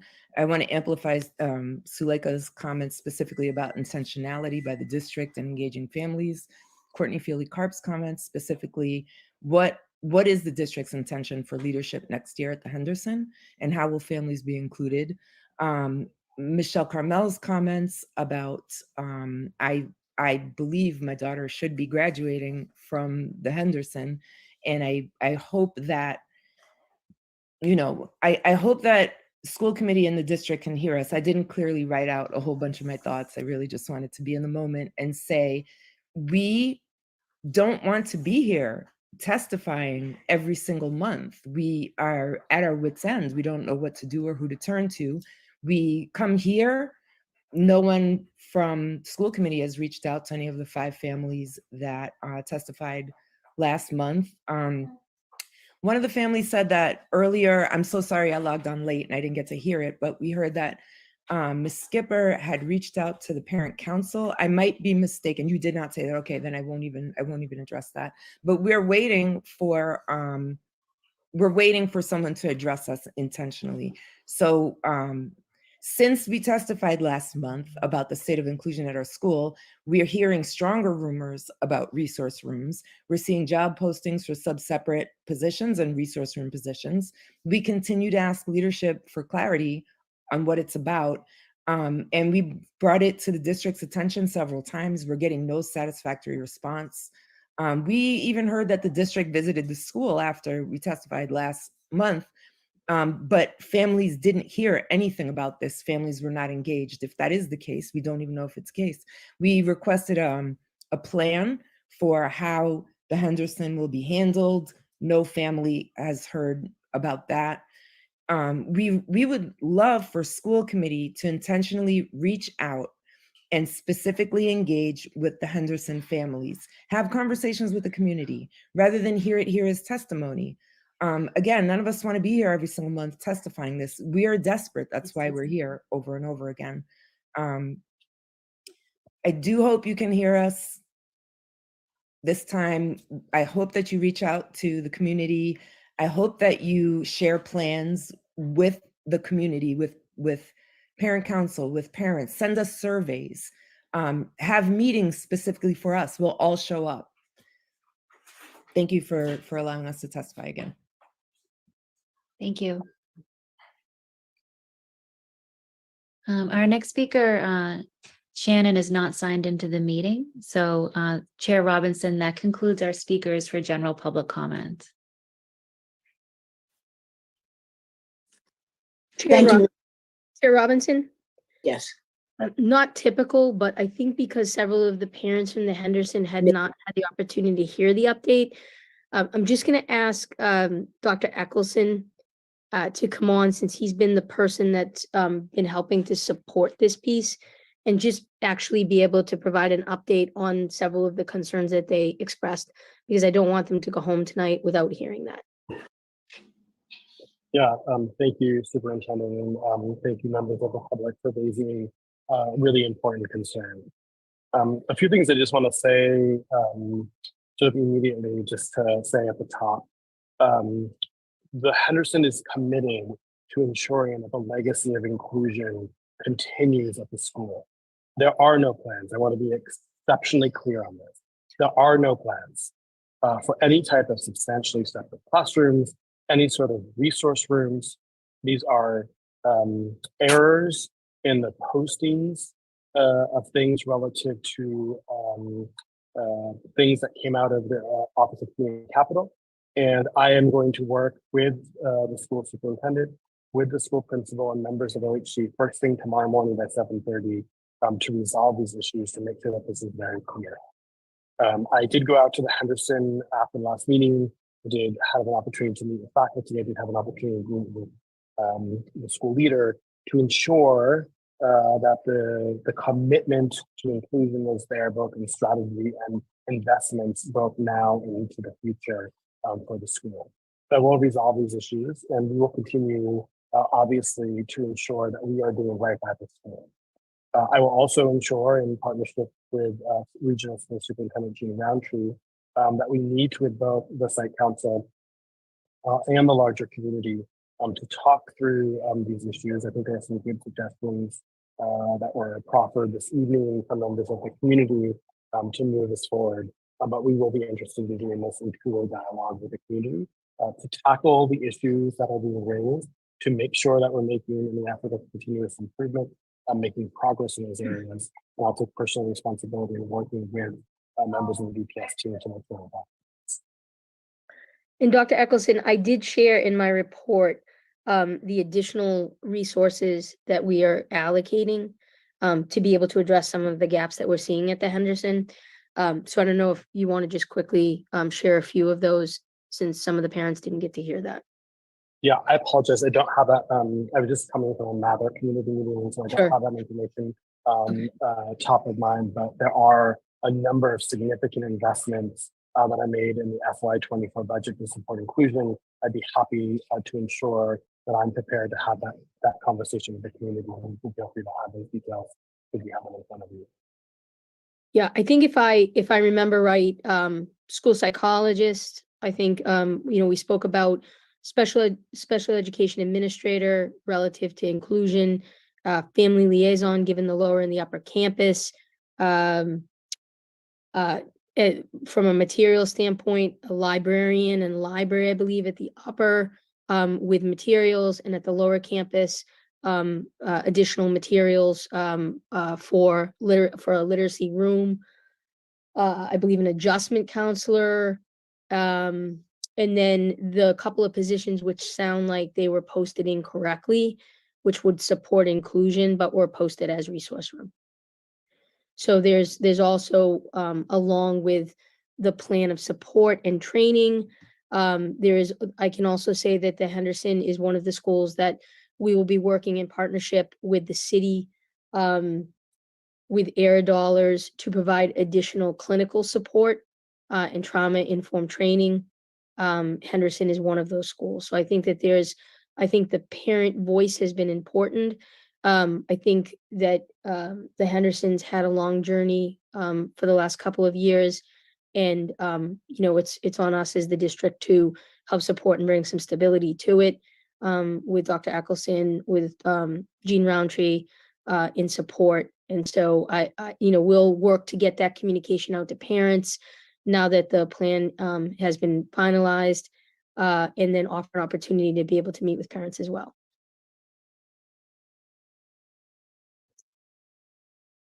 Thank you, Dr. Eccleston, and thank you, Chair. Thank you. Thank you, Ms. Sullivan. Thank you, Dr. Eccleston, for coming on. And thank you to those of you who spoke this evening and shared your perspectives. Your testimony is very important to us. We have 5 action items this evening. 3 collective bargaining agreements with the Boston School Police Superior Officers Federation and lunch hour monitors, and 2 fiscal year 23 supplemental appropriation requests to support the cost of those agreements. You'll recall that last meeting, Labor Relations Director Jeremiah Hassan presented highlights of these agreements to the school committee. I'll now turn it over to the superintendent for final comments. Thank you, Chair. We're very proud of continuing to work to bring our labor contracts in line, to recognize the hard work of all of the staff that work in BPS and have over the pandemic. This is a further step toward bringing the 14 units that were out back into compliance of timeline, but also I think going forward so that we're now staggered and actually really work across the table with labor in a creative way for how to be able to best support our schools and our students. So I want to thank Jeremiah and his team for that support and that hard work. And with that, I'll turn it back over to Jeremiah. Superintendent, thank you for the kind words. We appreciate your support as always. Committee members, we also appreciate your support. And I just publicly want to thank the bargaining teams for both the superior officers and the lunch hour monitors on working together and getting these deals done.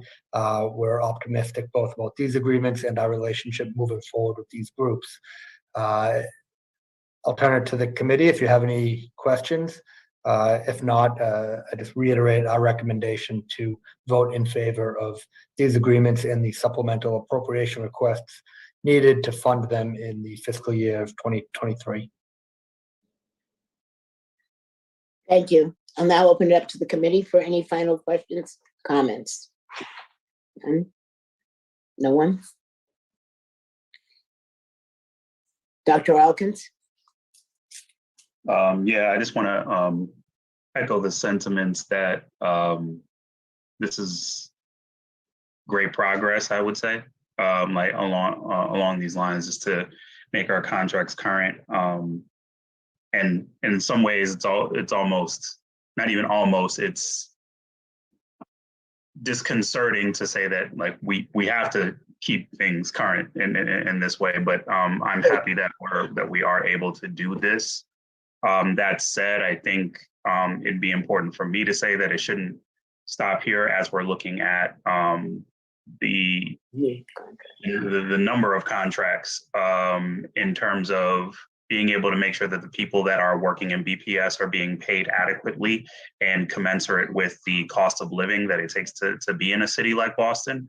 So I think this is also a charge for us to continue advocacy at the level of the city to invest more for the staff of BPS, and as such that translates into a better educational experience. So thank you all for the work that y'all are doing. Thank you.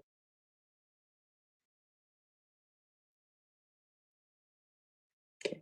If there's nothing further, I'll now entertain a motion to approve the memorandum of agreement for successor collective bargaining agreement between the Boston School Police Superior Officers Federation and the school committee for the period July 1, 2020 through June 30, 2021 as presented. Is there a motion?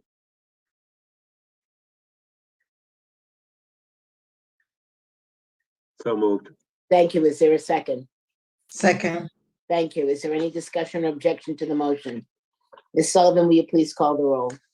Dr. Alkins, Yes.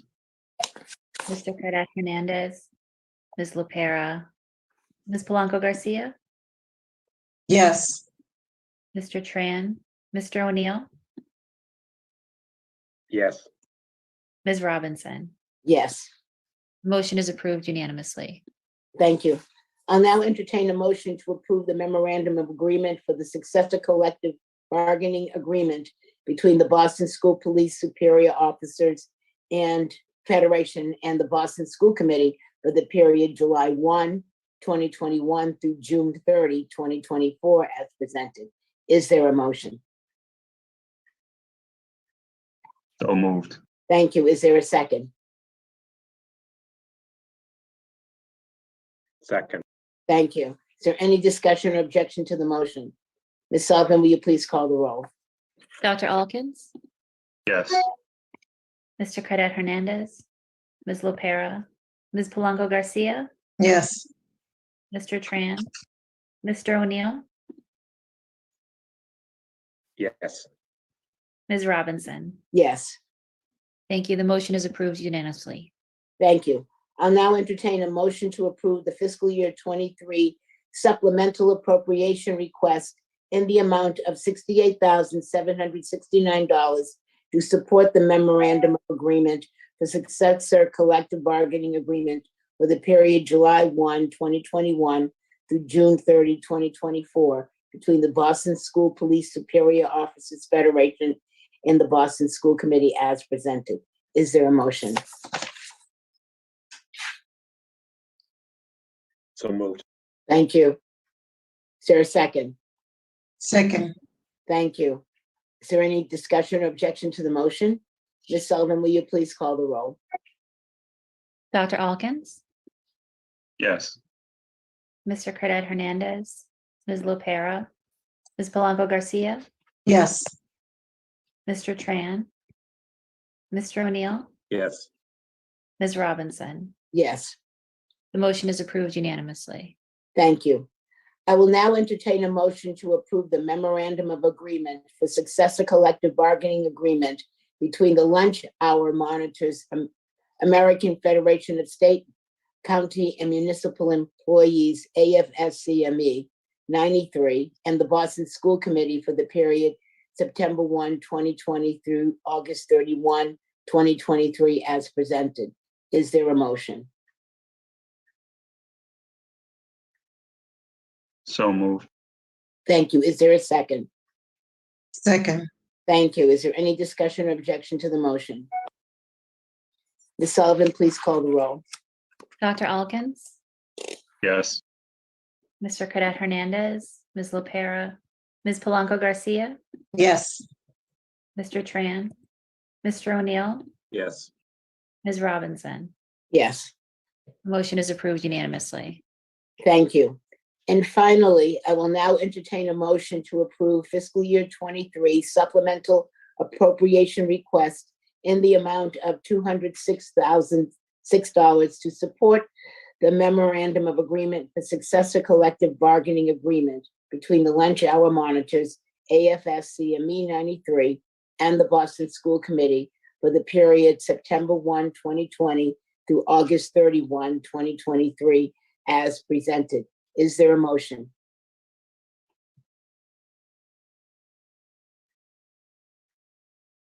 So moved. Thank you. Is there a second? Second. Thank you. Is there any discussion or objection to the motion? Ms. Sullivan, will you please call the roll? Dr. Alkins, Yes. Mr. Cadet Hernandez, Ms. LaPera, Ms. Polanco Garcia, Yes. Mr. Tran, Mr. O'Neill, Yes. Ms. Robinson. Yes, Thank you. The motion is approved unanimously. thank you. Our first and only report this evening is a Transformation Schools update. Before I turn it over to Mike Saban, Executive Director of School Transformation, I will invite the superintendent to give introductory remarks. I'd also like to remind everyone to please speak at a slower pace to assist our interpreters. Thank you. Thank you, Chair. I'll keep it brief, but this is critical work. When we think about the transformation schools, it's almost like a small part of the district. And so really the team under Mike's leadership under the schools division, I think has done an incredible job this year leveraging the regional network model, bringing resources into the transformation schools. And I think, as you'll see from the presentation tonight, there's certain data markers that are showing progress. Those markers will obviously expand as time goes on, and we get, MCAS results and other kinds of assessments. But I think in general, what we're seeing is concentrating resource and really focusing on tier 1 instruction practices in those transformation schools with the appropriate resources is in, and intentionality around chronic absenteeism. These are the things that are coming to bear to create positive results for our students. So I know Mike and his team have done just an incredible job preparing for tonight. They're very proud of the work, as they should be. And with that, I'll turn it back over to Director Saban. Thanks so much, Superintendent Skipper, Chair Robinson, and school committee members. Thank you for giving us the opportunity to share an update on BPS transformation schools.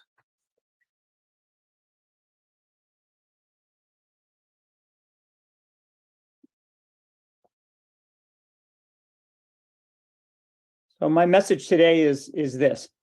Thanks to the hard work of our school leaders and of course our students and families and our educators, we are seeing multiple signs of progress in our transformation schools. We also see ongoing and urgent needs, and we're pulling together plans and resources to keep the improvement going. The format of today's presentation illustrates the continuous improvement approach used by all of our schools. And we can go to the next slide. Targets and improvement strategies are set in 3 priority areas: equitable literacy, climate and culture, and attendance. Progress monitoring and strategic adjustments continue throughout the year. Just as each school leader presents and shares their quality school plan update with their community, I'm happy to share a quarterly update for the whole network of transformation schools in these 3 areas. So before we start, we should review some vocabulary. Next slide, please.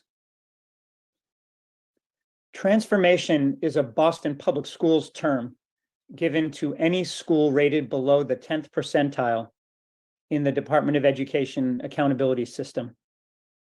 That percentile is calculated for each school through a formula that includes MCAS scores, MCAS growth, access scores, and attendance. And for high schools, mass core completion and graduation rate. Transformation schools may be added annually, and 4 new schools are actually being added now based on their 2022 percentile. With the addition of Perkins, Tobin, Snowden, and BCLA McCormick schools, there are now 32 BPS transformation schools. And the full list is provided in the appendix. The demographics summary on this slide, which you have seen before and is from October data, reinforces that our transformation schools educate a larger percentage of low-income students, a larger percentage of students with disabilities, and a larger percentage of multilingual learners than our non-transformation schools. Our transformation schools also educate a significantly higher percentage of Black and Latinx students. These are very important schools. So we'll move now to updates in the 3 priority areas. After I present priority 1, equitable literacy, and priority 2, climate and culture, Greenwood K-8 dual language school principal Antonelli Mejia will bring our improvement efforts to life with some school level examples. So priority 1 is equitable literacy. I have shared data before that shows an achievement gap between transformation schools and non-transformation schools. The gap starts in kindergarten and continues through the grade levels. Addressing this literacy gap is an urgent district priority. We are working toward improved literacy every day in every school by implementing high-quality curriculum, supporting teachers with instructional coaching and professional development, and supporting students with tiered instruction and expanded opportunities for inclusion. So, are we making progress on priority one?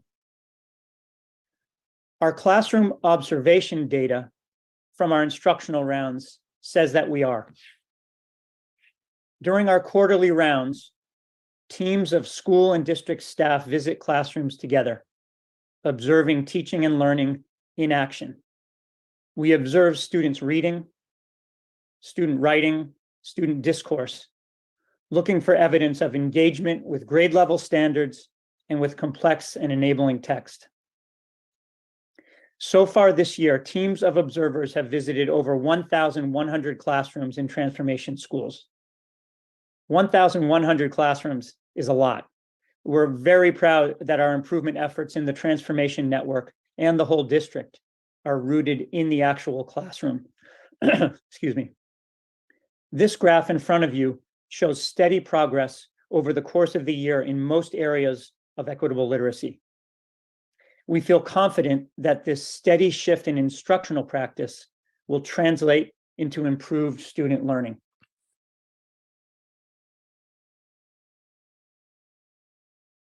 The second priority area relates to school climate and culture. Last quarter, we shared teacher surveys and observed an increase in positive teacher ratings of professional learning and professional relationships. This quarter, I will share some promising data from our student surveys.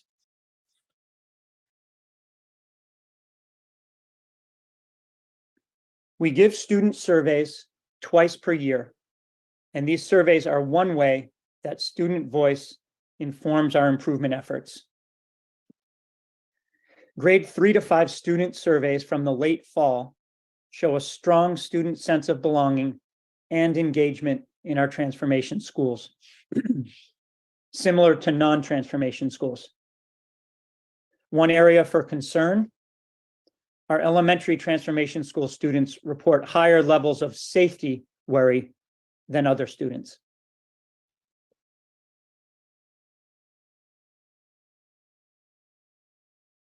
Student survey responses from secondary school students have a much lower overall positive response rate for all students across the district, as you can see. Compared to non-transformation schools, transformation school students actually report a higher level of classroom engagement and a similar sense of school belonging. Those are perhaps unexpected positives. But again, our transformation school students share greater concerns about school safety. School safety is clearly an area for further attention and action. So before moving on to our attendance priority, I would like to introduce Antonelli Mejia, the wonderful first-year principal of the Greenwood K-8 dual language school. We are all very excited about the work Antonelli and his team are doing at the Greenwood. Antonelli?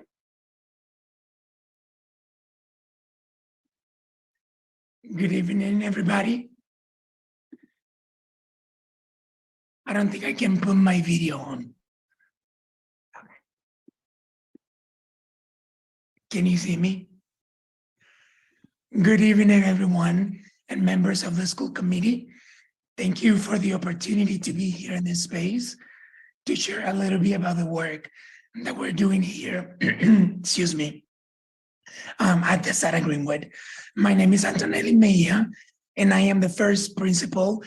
Before that, I am also a student, a former BPS student, and I have served families and students in many capacities, as a teacher, as a community field coordinator, a counselor, and an assistant principal at the Malden Mass. As a community, we at the Greenwood understand that transformation takes time, and yet the work that needs to be done, it is very urgent. So we have a lot of opportunities, but also a lot of risk. as we navigate what is the right thing to do for our students. This belief centered our work since the very beginning of the year, when we adopted the culture of achievement research from Dr. Teresa Perry. This work really pushes us to build a culture where all the students, especially students of color who have been historically marginalized, can have access to high quality learning opportunities every day. We can go to the next slide. In order to embark in this journey, we knew that there was a lot of capacity building that we, the adults, had to do. This work pushes us to adjust our practices and unlearn traditional pedagogy that may not have been conducive to meeting the diverse needs of our students. As we know, transformation requires us to face both technical and adaptive challenges. We've made a lot of intentional movements to create learning conditions to collaborate. And as you can see in the data, we have made some improvements toward our professional learning goal this year. Learning is a part of our cycle of improvement, and most of this learning has been focused on the consistent implementation of a fully curriculum for literacy across all grade levels. This has created common language and expectation for what strong literacy instruction should look like at our school. Additionally, we were able to meet and in some grades exceed our target around classroom rigorous expectations and the sense of belonging for our students. While they continue to be priority areas in our school, we are proud of the work that is happening and the small wins that we can celebrate today. We can go to the next slide. Priority 1 in our improvement plan, it's centered in improving our Tier 1 instruction to teach all the students, no matter the language they speak or their learning demands. Our goal is to build students' biliteracy skills and the functions of language in each English and Spanish.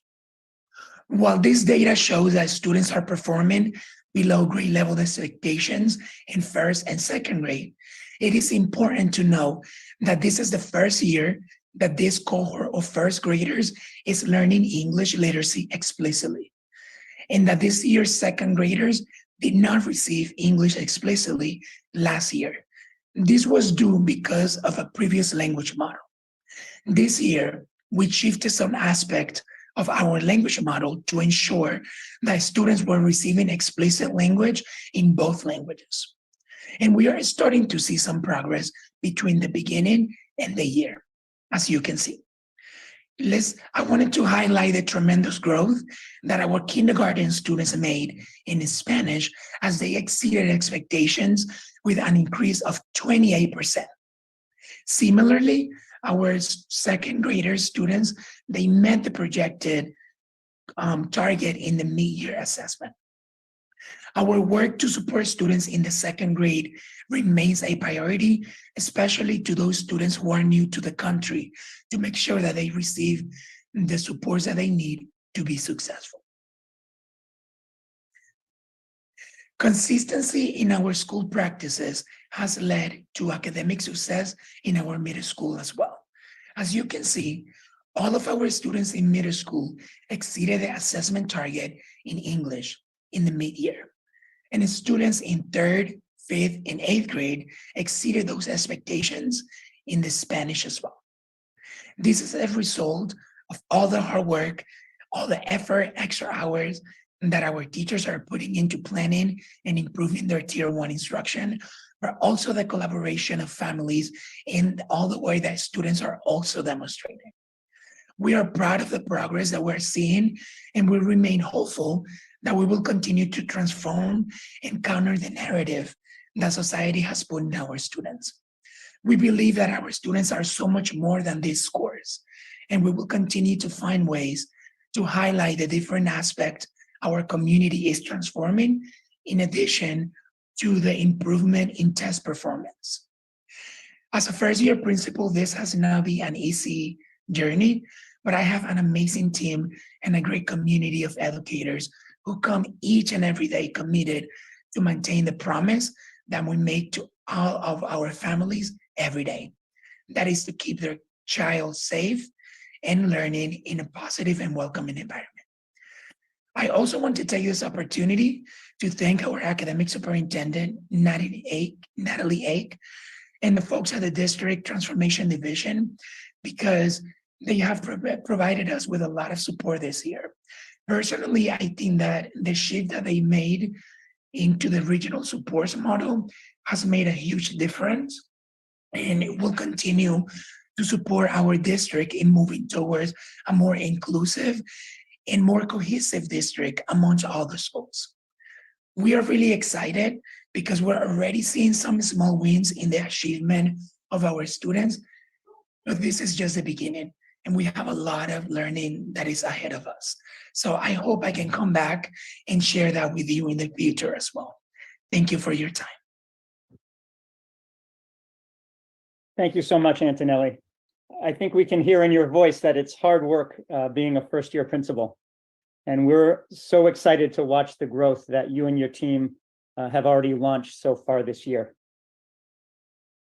So back to our 3 priorities. Priority 3 is attendance, specifically the goal of reducing chronic absenteeism. Chronic absenteeism is an attendance level below 90% or 18 days absent in a given school year. As you heard from Brian Mark's presentation at the last school committee meeting, we are seeing some progress in reducing high chronic absenteeism rates in our transformation schools. Next slide, please. This chart summarizes the situation with chronic absenteeism. Now remember, lower bars are better in the case of chronic absenteeism. The pair of bars on the left show that the rate of chronic absenteeism in non-transformation schools was lower this year and last year than the rate in transformation schools, the bars on the right.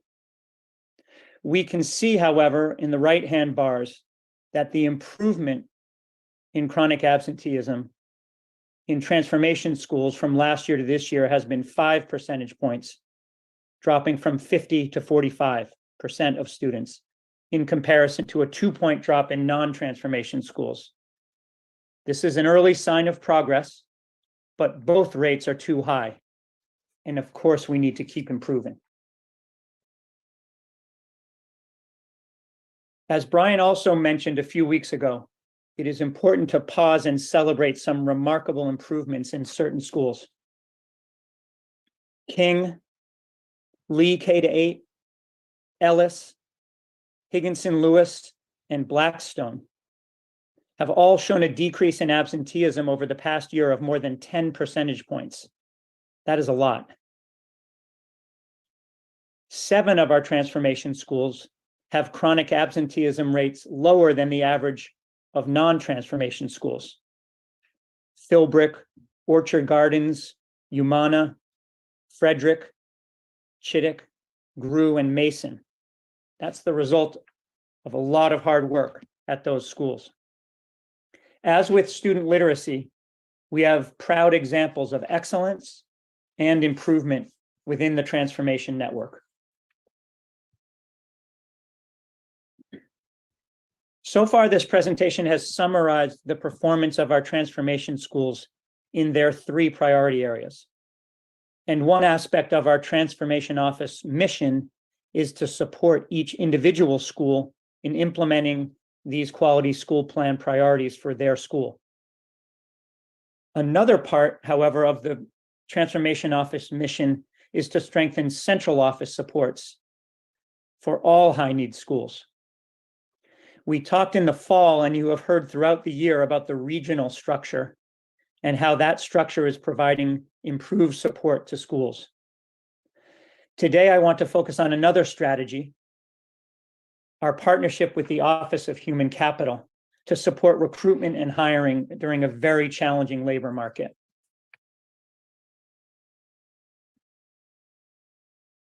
We have been studying vacancy patterns in the district and can see that each year we have certain schools with high numbers of vacancies.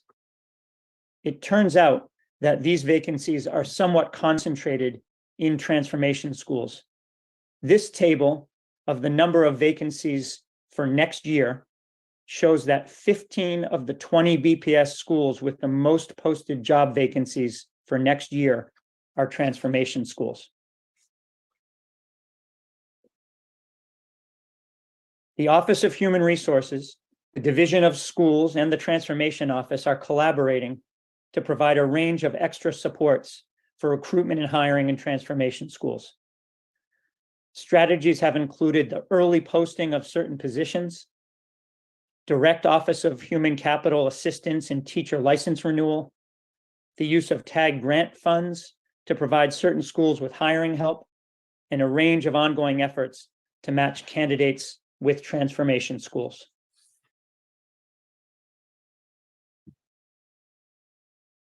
So how's it going? OHC has developed an outstanding tracking dashboard so we can track hiring in real time on a daily basis. Progress is slow, but steady. As of April 3rd, as shown on this slide, approximately 17% of transformation school vacancies had a name submitted for hire. District-wide, the percentage was 18%. I checked the dashboard today, and we are up to 24% of jobs filled or submitted for hire in transformation schools from 17% last week.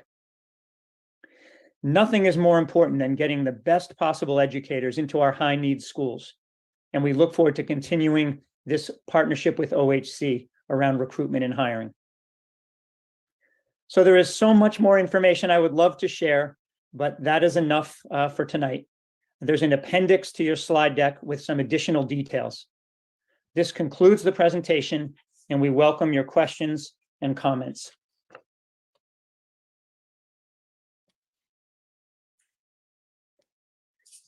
Thank you, Mr. Sabin, and also Mr. Mejia. Thank you very much for your presentation. I'd like to open it up now to committee for questions.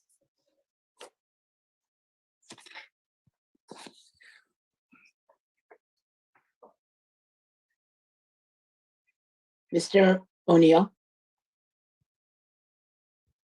Sure, I'll go a little out of turn if that's okay with Dr. I was waiting for Dr. Elkins and Ms. Polenko Garcia, but thank you both for the presentation. And I'm particularly interested in the chronic absenteeism data and the work that's been done. And we did discuss it a bit at the last meeting when we were looking at it overall, but you know, when I have a school principal here, Mr. Mejia, and thank you. And by the way, what school did you attend as a BPS student? I'd love to hear that whole history.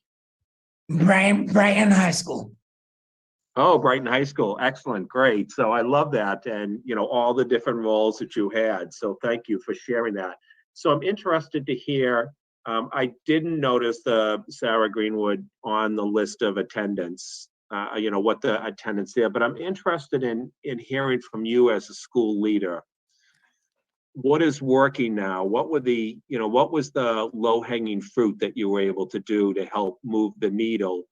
And then what are the real challenges to really make a substantial difference in chronic absenteeism, even to get to the level of the non-transformational schools? As Mr. Sabin said, we still have a long way to go. Those numbers are way too high because, let's face it, that is such a, if the students aren't in the classroom, if we haven't transported them there safely, if it's not a clean, safe school, if they're not fed, the social emotional health, you know, all of those contribute to a student learning, being in the best place to learn, right? And issue number one is having them go to school.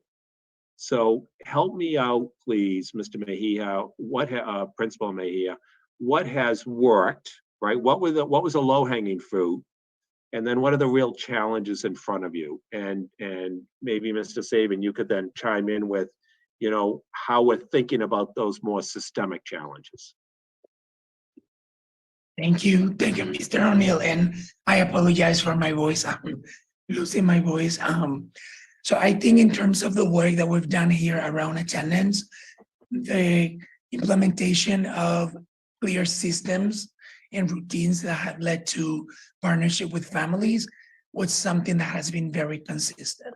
We created an attendance team that is now conducting more consistent meetings with families. We are thinking about what are some of those additional challenges, but also having even parent meetings that are just targeted for those attendance. I think that the main challenge is that, unfortunately, the students, at least in our school, that remained chronic absent are the students that already have a history, right? So we continue to collaborate with the district support as well, because we are able to collaborate with the families to make some accommodations or provide additional support, such as a lot of our students experiencing homelessness, and they do have to go to a shelter that is far away, and that is a challenge. And oftentimes they do need to be absent for a few days, and that adds up to the chronic absenteeism data in that piece, right? But I think that the attendance team has created additional resources for those families, and what we've done is that we've sort of created a system so that our family liaison also sits in that attendance meeting so that they can collaborate with families, myself, the assistant principal, even the nurse, so that we have more information around what are the motives for those absences to make sure that we know how to support the families.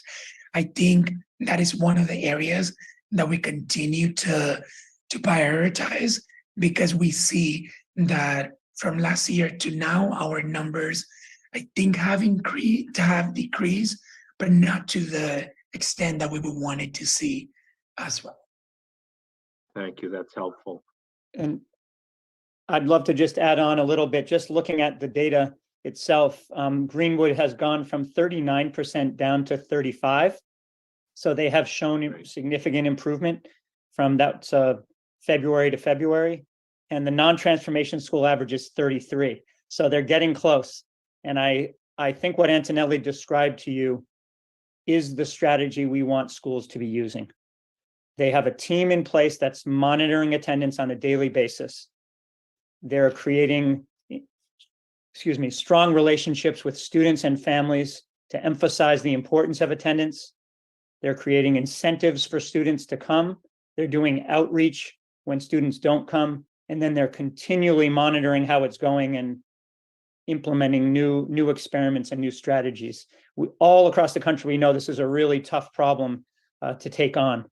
In the K-8 schools, we've seen that 18 of the 19 schools you may have seen in the appendix of the transformation schools have improved. So I think the strategies are working well in the lower grades. It appears to be harder in the secondary schools. Only 5 of the 9 are ahead of last year. So it seems that the younger students are bouncing back better from this change in attendance habit. It's more of a challenge with the older students. Mr. Staven, that's exactly what I was going to ask as a follow-up. How did that number of effectively a third of our students district-wide being chronically absent, how does that compare, number one, to pre-pandemic? And number two, how is that compared to other large districts across the country? Are they seeing higher numbers, lower numbers, and what are some, and I'm sorry, Madam Chair, I ran out of my 5 minutes, so I'm glad to hold that to a follow-up round.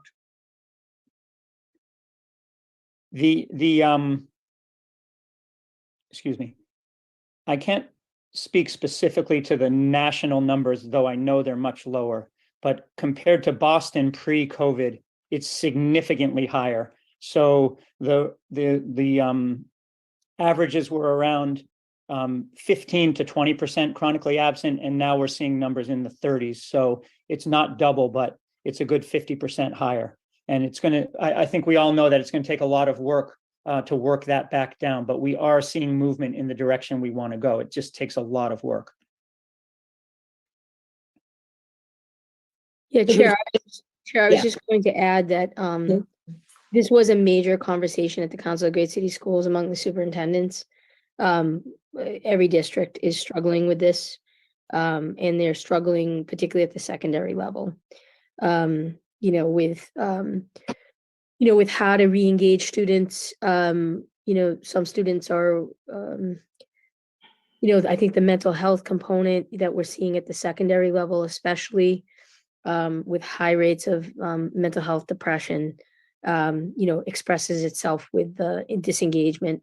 Working is another for many of our secondary students. So there's lots of layers to it, but every district was struggling with this as we had that conversation, all trying very unique things, as are we, to incentivize, to address the mental health needs, most importantly, to keep track and to recognize when students aren't there, to do that outreach to families, home visits.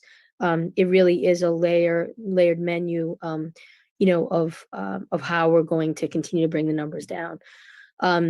My recollection, and I'll get the exact figure, but my recollection is here in Boston, we ranged like between 20 and 26% in given years for the chronic absenteeism, which, again, is still really high, particularly because some schools go well above that. I think the other complicating factor on the attendance piece is that with COVID, post-pandemic, we do ask parents to keep kids home when they're sick, or when they're having symptoms. And so it's, to Director Sabin's point, I think it's really trying to differentiate between students who might be staying home for those reasons or because of exposures or things like that, versus students who are disengaged. And that's what's driving the chronic absenteeism. And that's really where we have to come up with the broad menu of how to best engage our young people and families.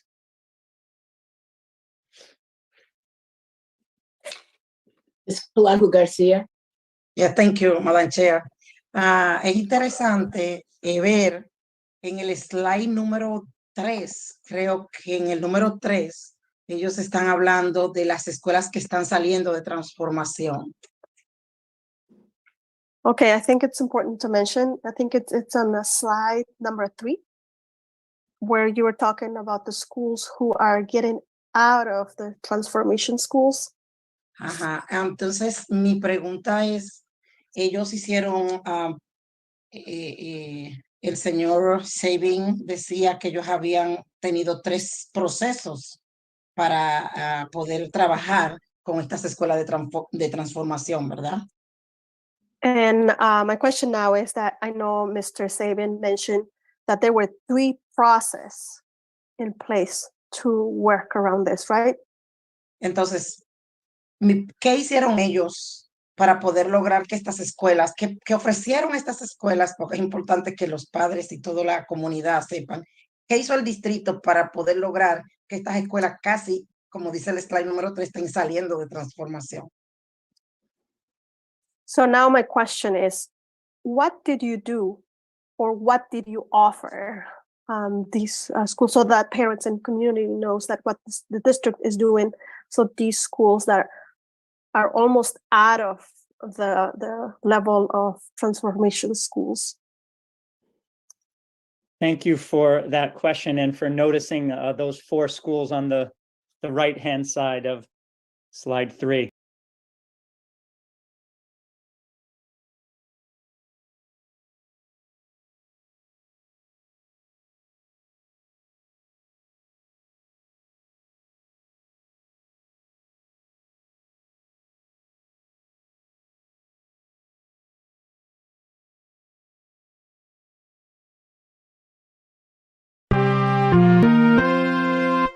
The world of science cares about you. Eureka! We found it.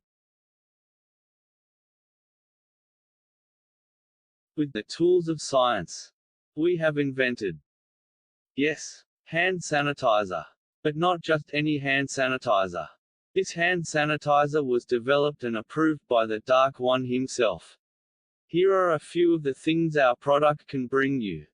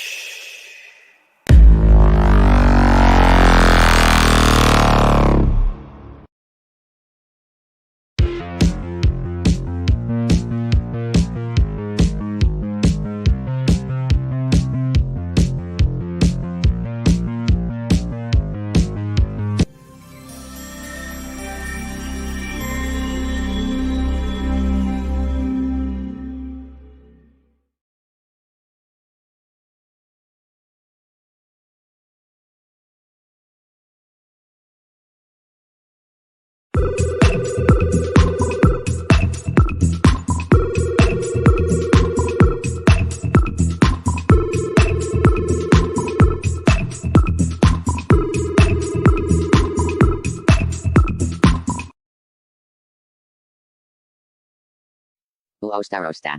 Huh. Uostarosta. What's he doing? That's odd.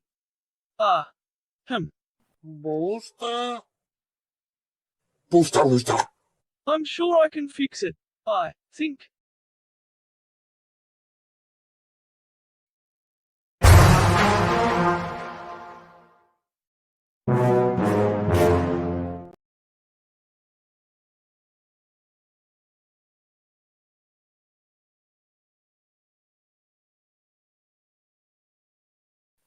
Ho ho ho.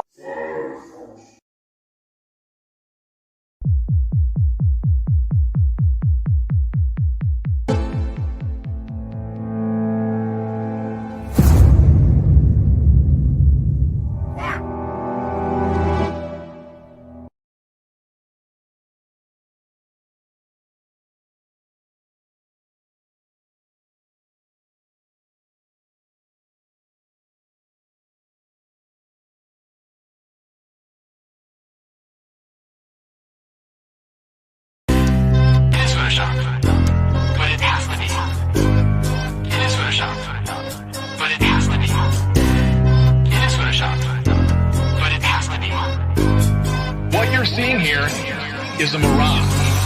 A lie is a lie, and it don't matter how many dumb sheeple believe it. And the truth is the truth, hiding right out in plain sight, and still people don't see it. Man, this shit got me heated, and I won't stop till the elite are being defeated. They keep us deceived about everything that we think, and they keep it a secret. What we're taught is not conducive with reality. Big bang, evolution, and there's gravity. I tell the truth, and then these motherfuckers laugh at me, telling me the earth is photoshopped because it has to be. Most people accept the deception happily, but what they're doing to us all is a tragedy. God created the heavens and the earth in a verse, but we're living in a Freemasonic galaxy. They say we're monkeys on a ball flying through outer space, but there's no proof, it seems to have vanished without a trace. NASA and other agencies falling down from grace. You can take that bullshit pseudoscience and get out my face. I'm the antisocial type, you're a government prototype. That's why you make it a point to tell me that I'm crazy every time you're angry, cause you know I'm right. I'm standing outside the house of cards about to watch it fall. No more living on a cartoon ball.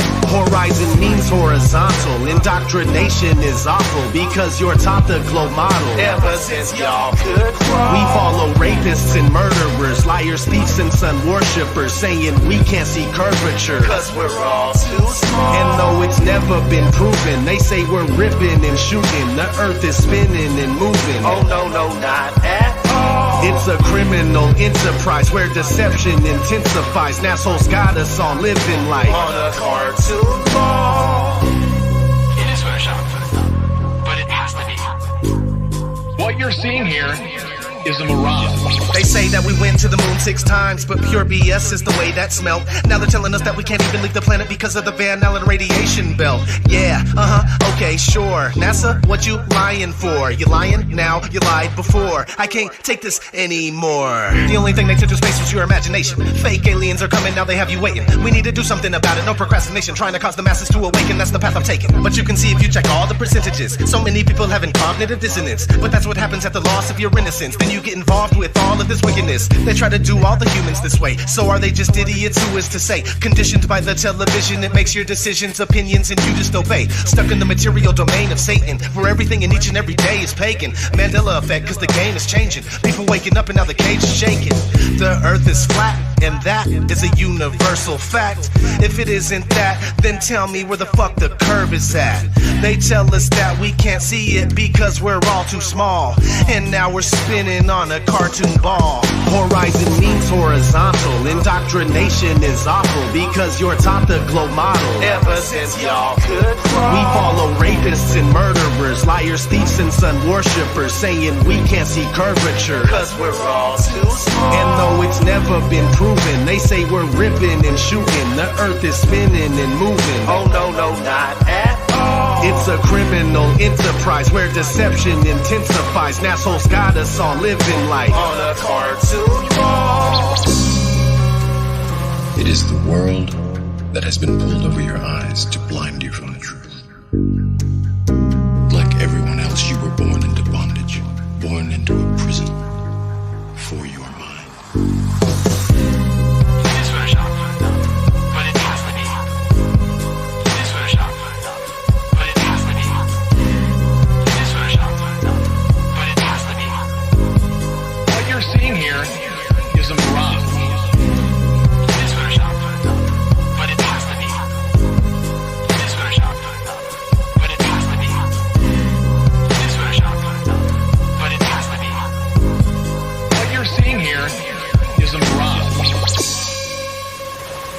accept the reality of the world with which we're presented. It's as simple as that.